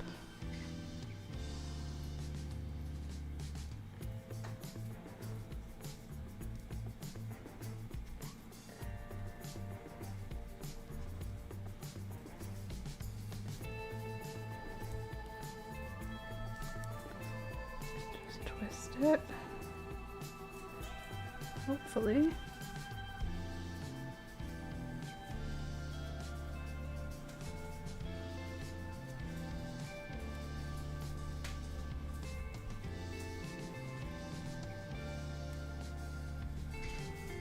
Just let me finagle here. I'm gonna get it. It's gonna look like lavender.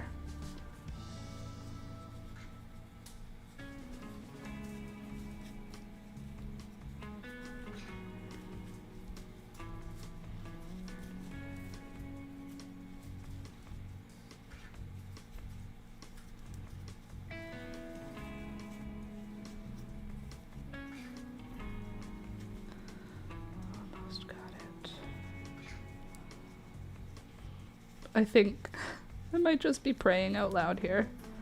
I think I've almost got it.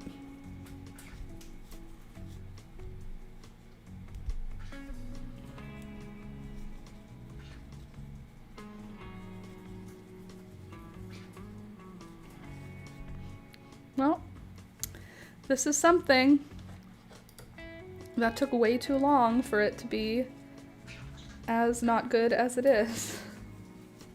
That was way more work than it needed to be, considering it didn't even work. It was supposed to look like lavender. I mean, it doesn't look like another flower, that's for sure. It definitely only would look sort of like lavender.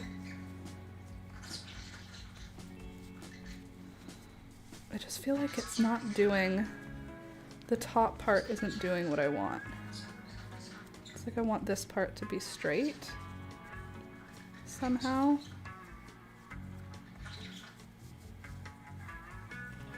Then the bottom part gets straight, and that's not what I want.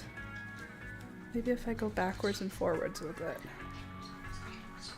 Like that. I don't know what I did wrong here, but here's my first attempt at making a lavender has not gone well. We give it a B-. B- for the lavender attempt. I think I'm on the right track. I just think I missed some important piece of the puzzle here.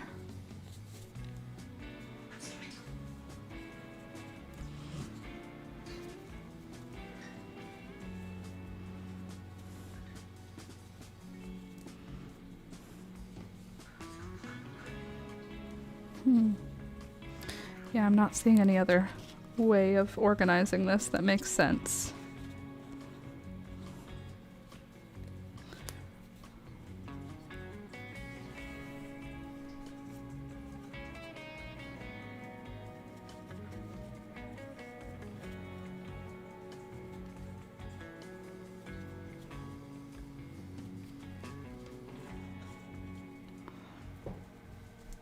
Kind of just looks like a pile of yarn. Didn't really get the like lavender definition I was looking for. I was hoping to make like a bunch of little detailed balls, but this kind of doesn't really look like anything. It just looks like a clump of yarn. Come here. Which is kind of what it is, but that's okay. I believe that we will figure out how to make all the flowers we want to, including but not limited to lavender. I think maybe we need to make a wreath. I have quite a few of these handmade flowers now. Seems like a good project to put all of these on, just to stick them onto a summer wreath and call it a day. What flower should I make next, Alex? Peonies. I already did a peony. Huh? I already did one. A rose. I literally just did a rose. That's not a flower. Okay. A daisy. Okay. I'll do a daisy.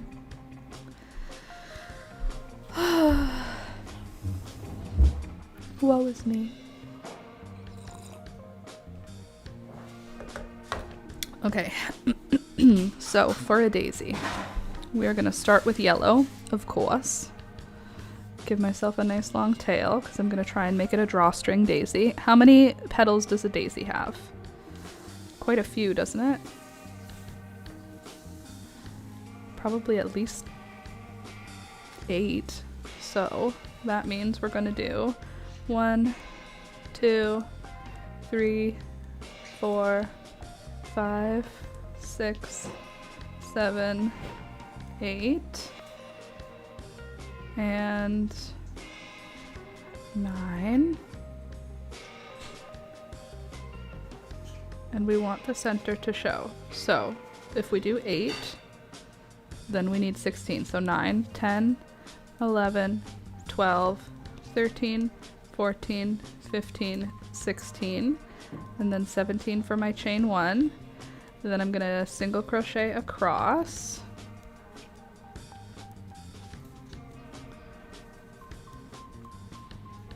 Good.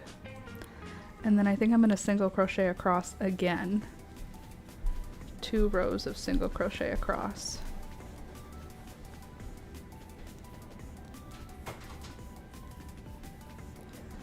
Actually, I think I'm going to do single crochet across, then slip stitch back, and then single crochet across the bottom maybe?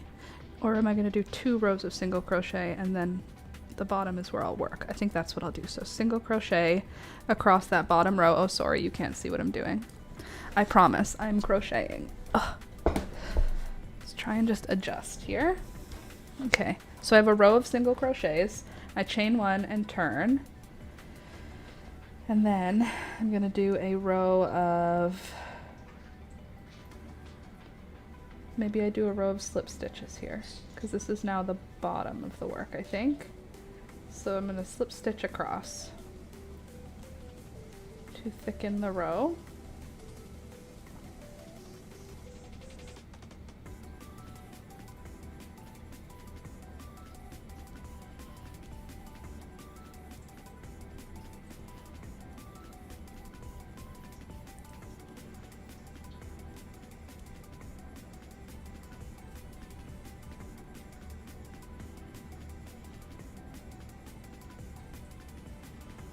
Alright, and now I'm getting to the other side of the work, which is super. And now this is where I'm going to create the spaces. I'm going to do eyelets to work my petals in, I think is what I'll do. So I will do my last slip stitch, then I'll chain 1. I'm going to single crochet in the base of the first chain, and then I'm going to chain 1. And then I'll single crochet, I'll skip 1, single crochet in the next, chain 1, skip 1, single crochet in the next, chain 1, skip 1, single crochet in the next, and those chain 1 spaces will be where we put our petals. Skip 1, single crochet in the next, chain 1, skip 1, single crochet in the next, chain 1, skip one, single crochet in the next. We want to end up with 8 petals, so let's just make sure that's what we're going to do. 1, 2, 3, 4, 5, 6, 7, skip one, single crochet, and 8, skip one, single crochet. And I'm going to switch colors now to white because we're making a daisy. So we've got the yellow center, and now I'm going to do the white for the petals. I'm going to finish my final little single crochet here using the white. So I will finish my single crochet with a white, and then I'll chain one and turn. And now we're going to be working into the chain one spaces. That's my plan anyway. So in the first single crochet, I think I'll put a single crochet in there. And then in the chain one space, we will do, what will we do? What will we do? What will we do? Am I going to go back and forth, or am I going to do a full row? Maybe what I'll do is double crochet, treble crochet, 1, 2, 3, double crochet, treble crochet, double crochet. That's what I'll do. And then we will skip, I think, and then just work in the next part. Or do I do a slip stitch there? Maybe I do a slip stitch. And then in the next chain one we do double crochet,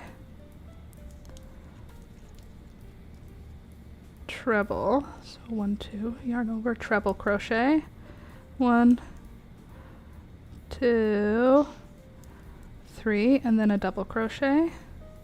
Aw, it looks like eggs, egg yolk with an egg white. Double crochet and then slip stitch on the single crochet. Okay, that looks good. And we're going to be drawstringing in the middle for this. So that should work. Then double crochet, treble, crochet 1, 2, 3, and then a double crochet, 1 and 2, and then a slip stitch. Hopefully. Double crochet 1, treble crochet 1, 2, 3, and then a double crochet. Am I just alone in here today? I'm just like humming to myself. Hello? You better be working on a craft if you're not chatting with me, because that's so boring for me. I have to do a double crochet next here. 1, and then a treble crochet, 1, 2, 3, and then another double crochet. Thank you for clicking the thumbs up button. I saw that. Appreciate you. Then a slip stitch, then a double, 1, then a treble, 1, 2, 3, and then another double. Bada bing, bada boom. 1, 2, and then a slip stitch. Beautiful! Look at the little petals. They're so cute. Will you even squish how I need you to squish to be like a daisy? Hopefully you will. Okay, and then we'll do double and treble. That's not a double and that's not a treble. Let's try that again, Laura. So first a double crochet, 1 and 2, then a treble crochet, yarn over twice, 1, 2, 3, and then another double, 1, and 2, and then a slip stitch. Gorge. Okay, we should have 8, but do we have 8? 1, 2, 3, 4, 5, 6, 7. Perfect. And the last one here will be 8. So double crochet, treble crochet, 1, 2, and 3, and 1 double crochet for good measure. And then the last stitch of all gets a slip stitch. Okay, now we have a couple things to consider. Do we want to make this into like feverfew? Because right now this kind of is looking like feverfew. We don't have to. We could just continue trying to make a daisy, but I feel like this also could work like as is. So what do you think? Should we try it?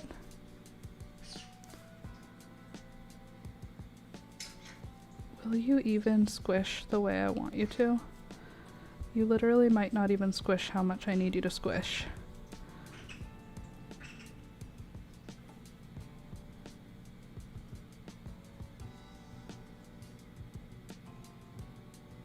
Let's try it. Let's try it. You know? So I'll take my yarn and my yarn needle. Why do I keep losing it? Thank you. Right in front of me. 11:30. Okay. Then I think I will. What will I do?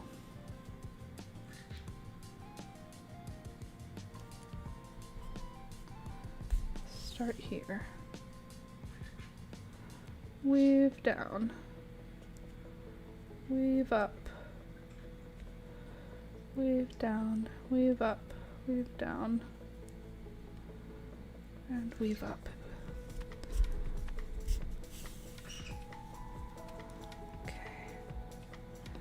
Down and up, down and up, down and up, down and up. There we go.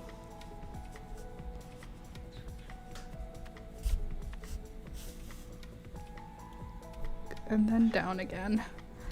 Okay, so then I have this drawstring, and then I can pull on it real good. Hopefully. And then I can use that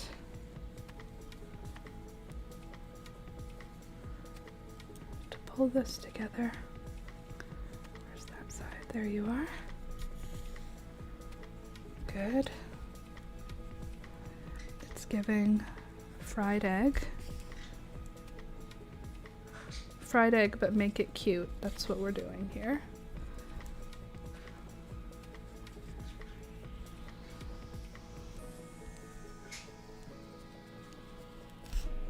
Oh, why did that happen? Why did you do that, Laura?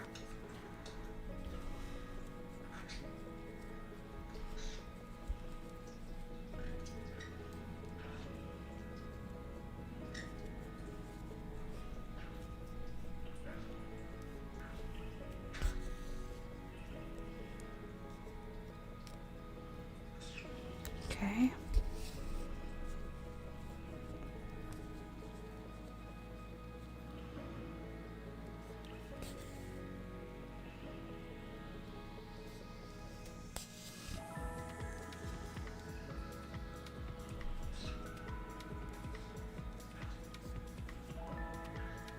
Yeah, this looks like a fried egg. We're gonna ignore the fact that it looks like a fried egg, and we're gonna just pretend it looks like a little baby feverfew. Okay? Thank you. I think I lost my last stitch here. 1, 2, and then a double. Good.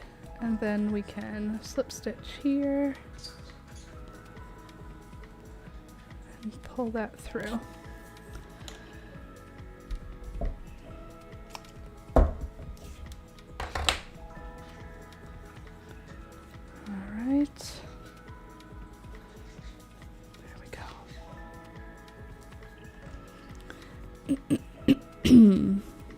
Excuse me. I don't know what's got in my throat lately. I've been coughing. Pretty much since I had that cough, my chest has not cleared entirely. All right, there and there. Out of the way.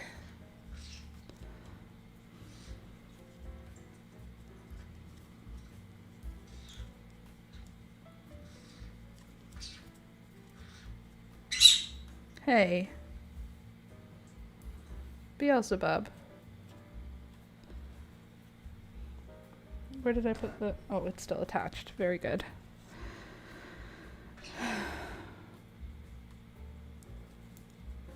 Then I can just attach that petal.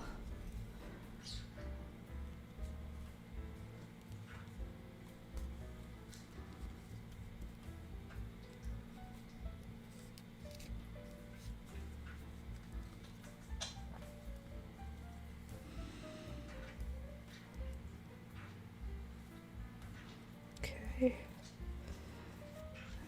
And there we go. A little, not daisy, more of a feverfew, but still cute. I'm gonna tie off my little ends. I'm still here. Okay, good. Welcome. Glad you're here. Not leaving me on my own. I can't do it alone. All right, here we go. Now I can just trim that. Okay, so now we've got a daisy or a feverfew blossom or a chamomile blossom, whatever. A cute little white and yellow flower. We've got a cute little rose. We've got a celosia and a possible future, a possible future lavender. There, look at us. Look at us making a bouquet. How cute is that? Come on, that's pretty cute. My little fried egg. And these I'll put onto like a what's it called? You know, the round thing. A wreath. I've already said the word. I don't know how I forget the word that I've just said. On a wreath, wouldn't all that be cute? I think it would. I want to try and make the daisy again, except I want to try and make it in the round instead of flat to see if that is cuter or easier or something. We'll find out. But cool. The flowers are working. So maybe we should just keep trying to make a bunch of little flowers in order to, you know, 1, 2, 3, in order to make a wreath. 3, which is then slip stitched into a round. And then I will chain 1, chain 2. Then I will do my best to open up that round. I'll try to.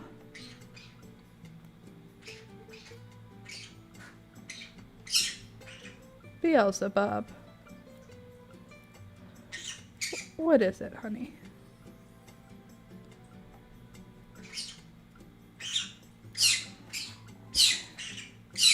Hey. Hey. 1. Shush.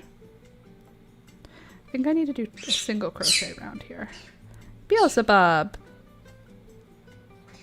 Stop it. Chain 1. And come on, you. Open up. There it is. Okay. Oh, you're not seeing it again. Sorry. I'm doing a round. So I'm going to do single crochets.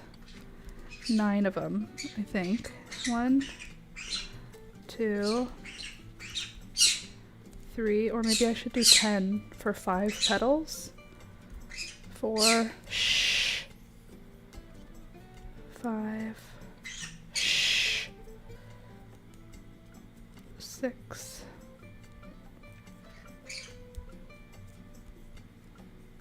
Okay, so if we do 6,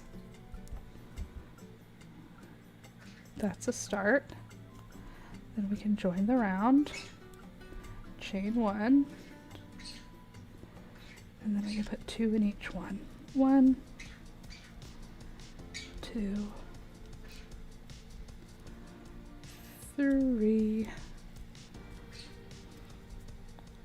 4, 5, 6, 7, 8, 9.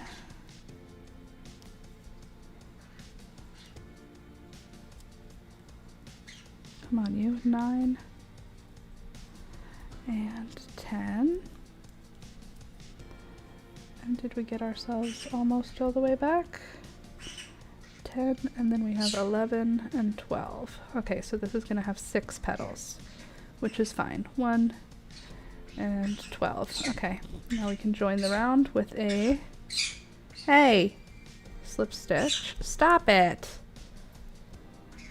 And then chain 1, put 2 in the first stitch, 1 and 2, 1 in the next stitch, 3, 2 in the next stitch, 4 and 5, hey! 1 in the next stitch, 6, shh, sorry, 6, 7, and 8, and 9, 10, and 11, and 12, 13, and 14, and 15, 16, 17, and 18, so 2, alright, so 18, right? 6, 12, 18, yeah, okay, and then we're going to join the round, but now we are going to switch to white to do our daisy. Hey, stop your shrieking, guys. You're being a little bit, you're escalating. I can hear you escalating. Trouble. Okay, then I'm gonna join my round, and I think I'm gonna have slip stitches in between, because now there's groups of 3, and we only want there to be 6 petals. We don't want there to be 12, we want there to be 6. So if we want there to be 6, that means we have to do chain 1. We're basically working in groups of 3. So we're gonna do chain 1, single crochet into the base of the chain 1 for our first stitch. Stop! Stop yelling. Thank you. Single crochet into the base. Then in stitch number 2, we will do 2 double crochets, 1 and 2. And then we'll do, so single crochet, double crochet, single crochet, and then single crochet, 2 double crochets, single crochet. So 1, 2, and then single crochet. Yeah, I got it. And then single crochet. And then 2 doubles, 1, or should it be 3 doubles?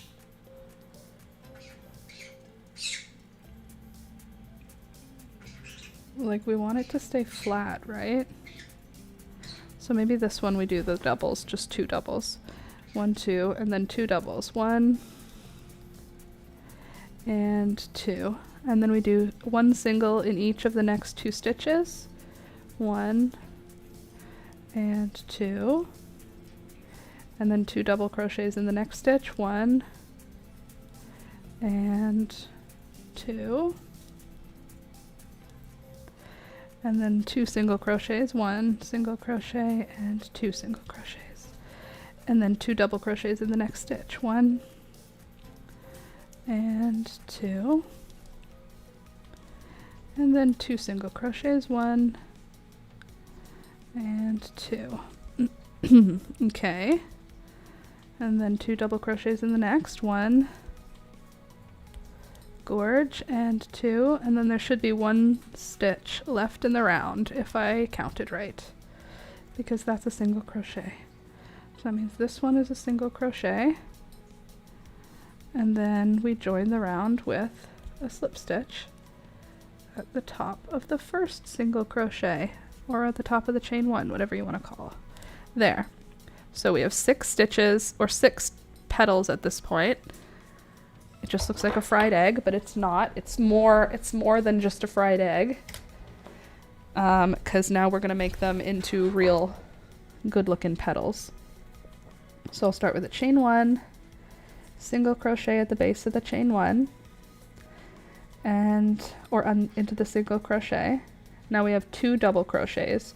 In the first double crochet, I'm going to put a double crochet and then a treble crochet. 1, 1, 2, 3, and then a chain 2, 1, 2, then slip stitch into the top of the treble, and then in the next double crochet I'll do a treble crochet, 1, 2, and 3, and then a double crochet in the same stitch, 1 and 2.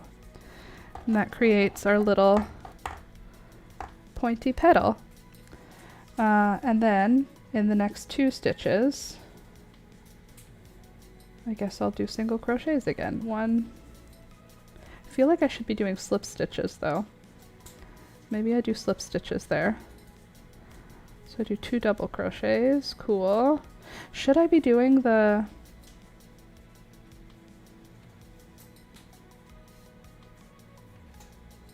I think I'm going to do something else. I think I'm going to do, instead of doing the pointy part right now, the picot, I think I'll do the picot on the next round. I think there's going to be another round after this, so I think that's where I'll put in the picots. So I think I'll do single crochet. Good. Then double crochet and treble crochet. That's still a good choice. Double crochet, treble crochet. And then in the next stitch, treble crochet, double crochet. 1 and double crochet, 2. Yeah, so now there's no point in it right now. And then I think I should be doing a slip stitch here so it doesn't get any taller. 1 and 2. Now we are at a double again, so I can do 1 double crochet. Cool.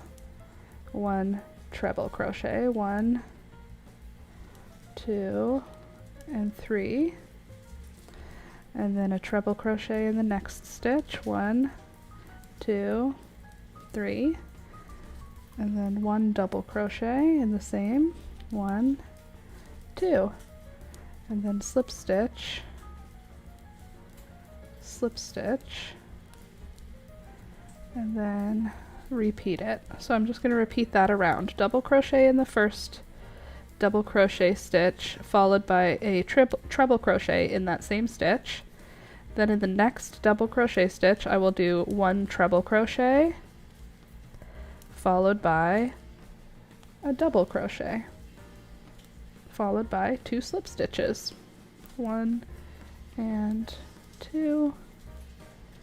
Then we do a double. I think the next round should give us daisy. I feel like it'll give us even more daisy than what we got from the previous flower. 1, 2, and 3, and then a double crochet. 1, 2, 2 slip stitches. 1 and 2. Oh gosh, these are really cute little petals actually. I really hope that they work the way I'm hoping. Double crochet, then in the same space, a treble. 1, 2, 3. Then in the next double crochet, we start with a treble. 1, 2, 3, and then a double. 1, 2, 3, and then 2 slip stitches. 1 and 2. I think we're on our last petal now, so you can see how these are like folding up. real cute and such. Okay, we did how many slip stitches? Oops, pulled out my last double.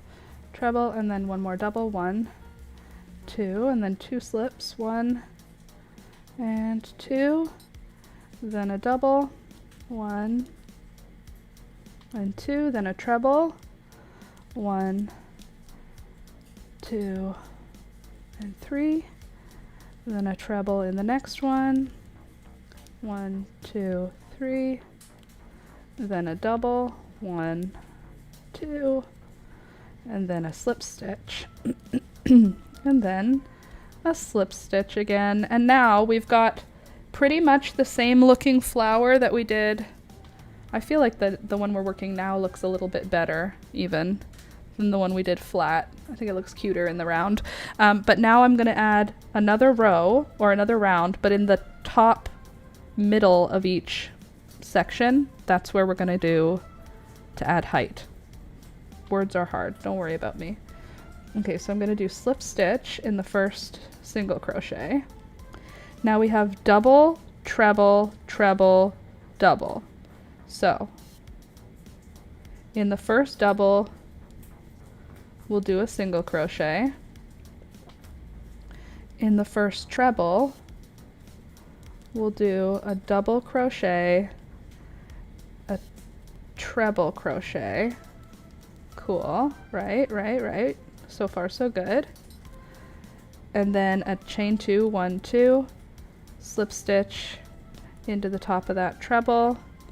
Then I'm gonna treble crochet into the next one, 1, 2, 3.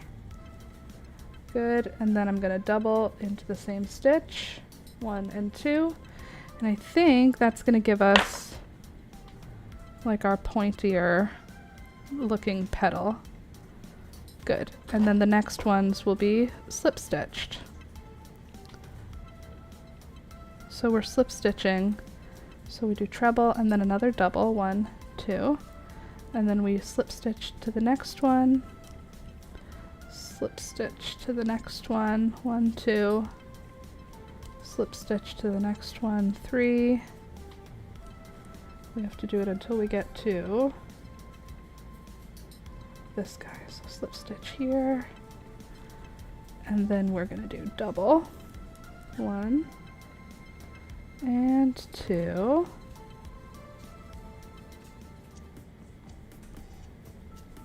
Sometimes this happens with my double crochets where something weird occurs. Okay, double, we're gonna do yarn over, 1 and 2.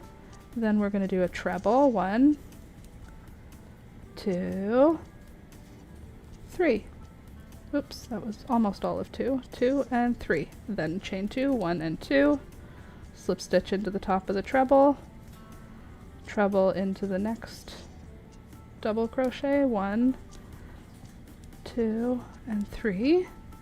And then double crochet, 1 and 2. And then slip stitch. 1, 2, and 2, 3, and 4, and then we're at a double. Gorgeous, easy freaking peasy. Here's with those little pointy petals. Do they look pointy? Are they working how I hope? They don't really want to sit flat though, do they? They want to flip up. How am I going to get you to sit flat? I think we need more stitches in the middle there. Like I think we need to do double crochet. I think I have a different, I don't think that's going to work the way I want it to. So let's try again. Okay, so have our final slip stitch here. And then we slip stitched to join. Okay, now we got these cute little petals, some of which look a little tighter than others, unclear why. Good morning, Laura and everyone. Will there be tutorials on all these flowers? That's the plan, Deborah. That is the plan. Okay, so when we get to this middle, that's what we're gonna do. Okay, so we're gonna slip stitch until we're at the middle, right? And then now that we're at the middle, we're gonna do a double crochet and a double crochet and a treble crochet. 1, 2, 3, chain 1, chain 2, slip stitch into the top of the treble. I think that's what we'll do. And then 1 double crochet after, maybe, just to seal it in place. So 2 double crochets, a treble, and then 2 double crochets. Is that too many? And then we go back into slip stitches here. I think that actually will work better. So slip stitch until we're at that middle one. Slip stitch and another slip stitch and another and another and one more slip stitch. Now we're at that middle. In the middle, I'll do 2 double crochets, 1 and 2. Oops, that's just a single. 1 and 2. Then a treble, 1, 2, and 3. Then a chain 2, 1 and 2. Then slip stitch to the top of the treble. Then 2 more doubles, all in the same spot. 1, 2. And then we can slip stitch, gorge. Oops, can try to. Keep dropping my hook here. Slip stitch to join it. Then slip stitch again. And again. And one more time. And after that, just one more time. And then after that, one more time. And then that's it for the slip stitches again. Okay, so here's what those petals look like when they're a little pointier. I think that looks a little bit cuter for the flower. Okay, now in this middle stitch, we're gonna do double crochet, double crochet,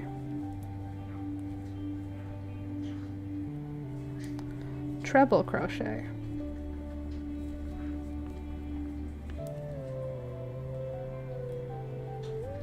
chain 2, 1, 2, slip stitch into the top of the treble, 2 more double crochets, 1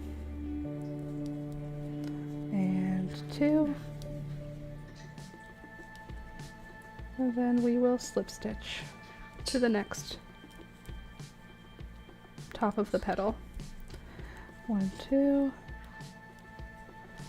3, oops, come on you, 4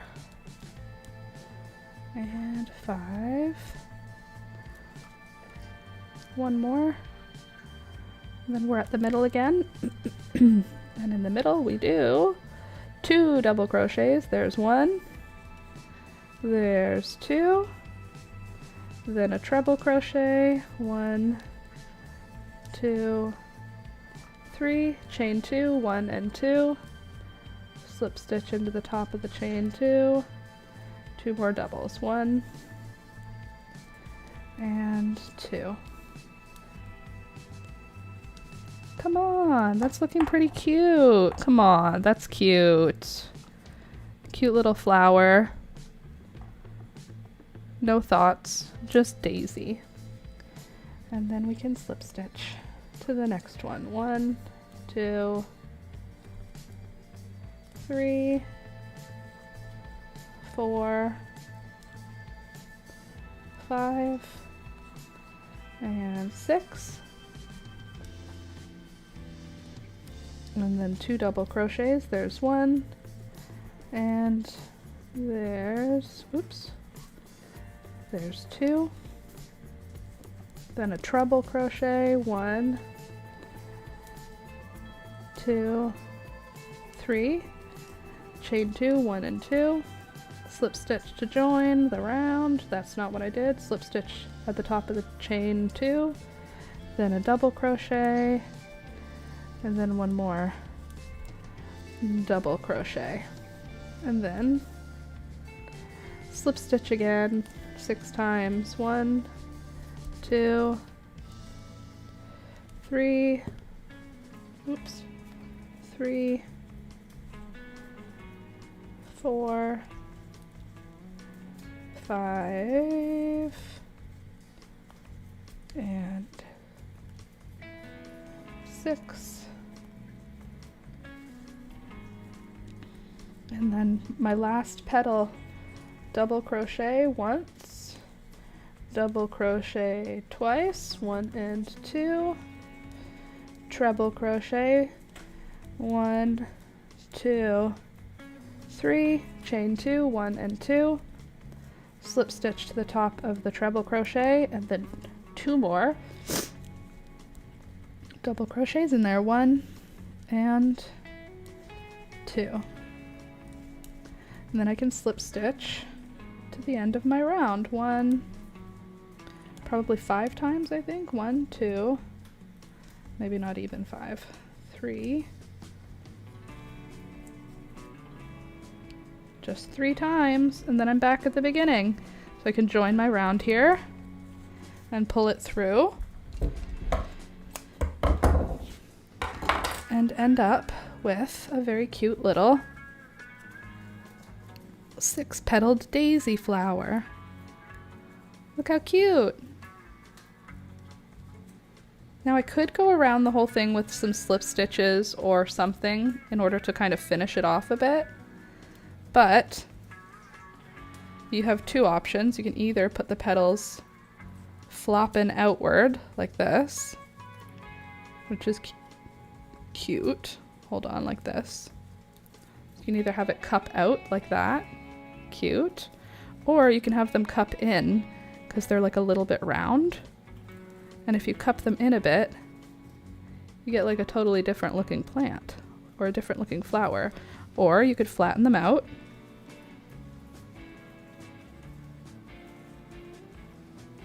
And then it's just like a little daisy. The original one that we did with the round petals, it's more like a feverfew. This one's more like a daisy. And then we've got our, hold on, let's do this whole little bouquet again. Our rose, oops, sorry if that microphone noise was loud. Gotta get our rose in there, tucked in. Rose celosia. Oops, sorry, hit the mic again. Lavender. Feverfew. Come on. We got a little bouquet going now. That's pretty cute, right? I think we should make a bouquet. Come on. It's pretty nice. Good call on flower making. Whoever suggested that. I think it was me. Ta-da! We did a bouquet in one day. So I think that we should just continue adding to the bouquet to create gorgeous, gorgeous artwork that can sit in all through the winter. All right, friends. Quiet morning for us today, but you know, sometimes that happens. I hope that you enjoyed. If you are watching after the fact and you're not watching live, you should join us live Monday, Wednesday, Friday from 9 a.m. until 12 p.m. We get together and we chat. It's a lot of fun. Obviously, you know that if you're watching this after the fact, but you should join for the live part so that you can chat with us, because it gets a little boring if it's just me in here chatting to myself, as you may have noticed by being here today. Some days are quiet. Most days we have a good little group sitting and chatting together, making stuff, working on stuff. So if that sounds fun, join us, subscribe. Monday, Wednesday, Friday, 9 a.m. until 12 p.m. is when I'm live here on YouTube. And then also I put out tutorials on Tuesdays, most Tuesdays. I've missed a few because I've been really busy, okay? But there will be one next week, so come back for that. But that's it for the day. I'm gonna go now and play in my garden for half an hour before I sit down and work for the afternoon. So I hope you had a good time. If you did, click the thumbs up button. If you're watching this later and you're feeling sassy, leave a comment to let me know you're watching later. because I don't see you in here. So do something so that I can find that you're here.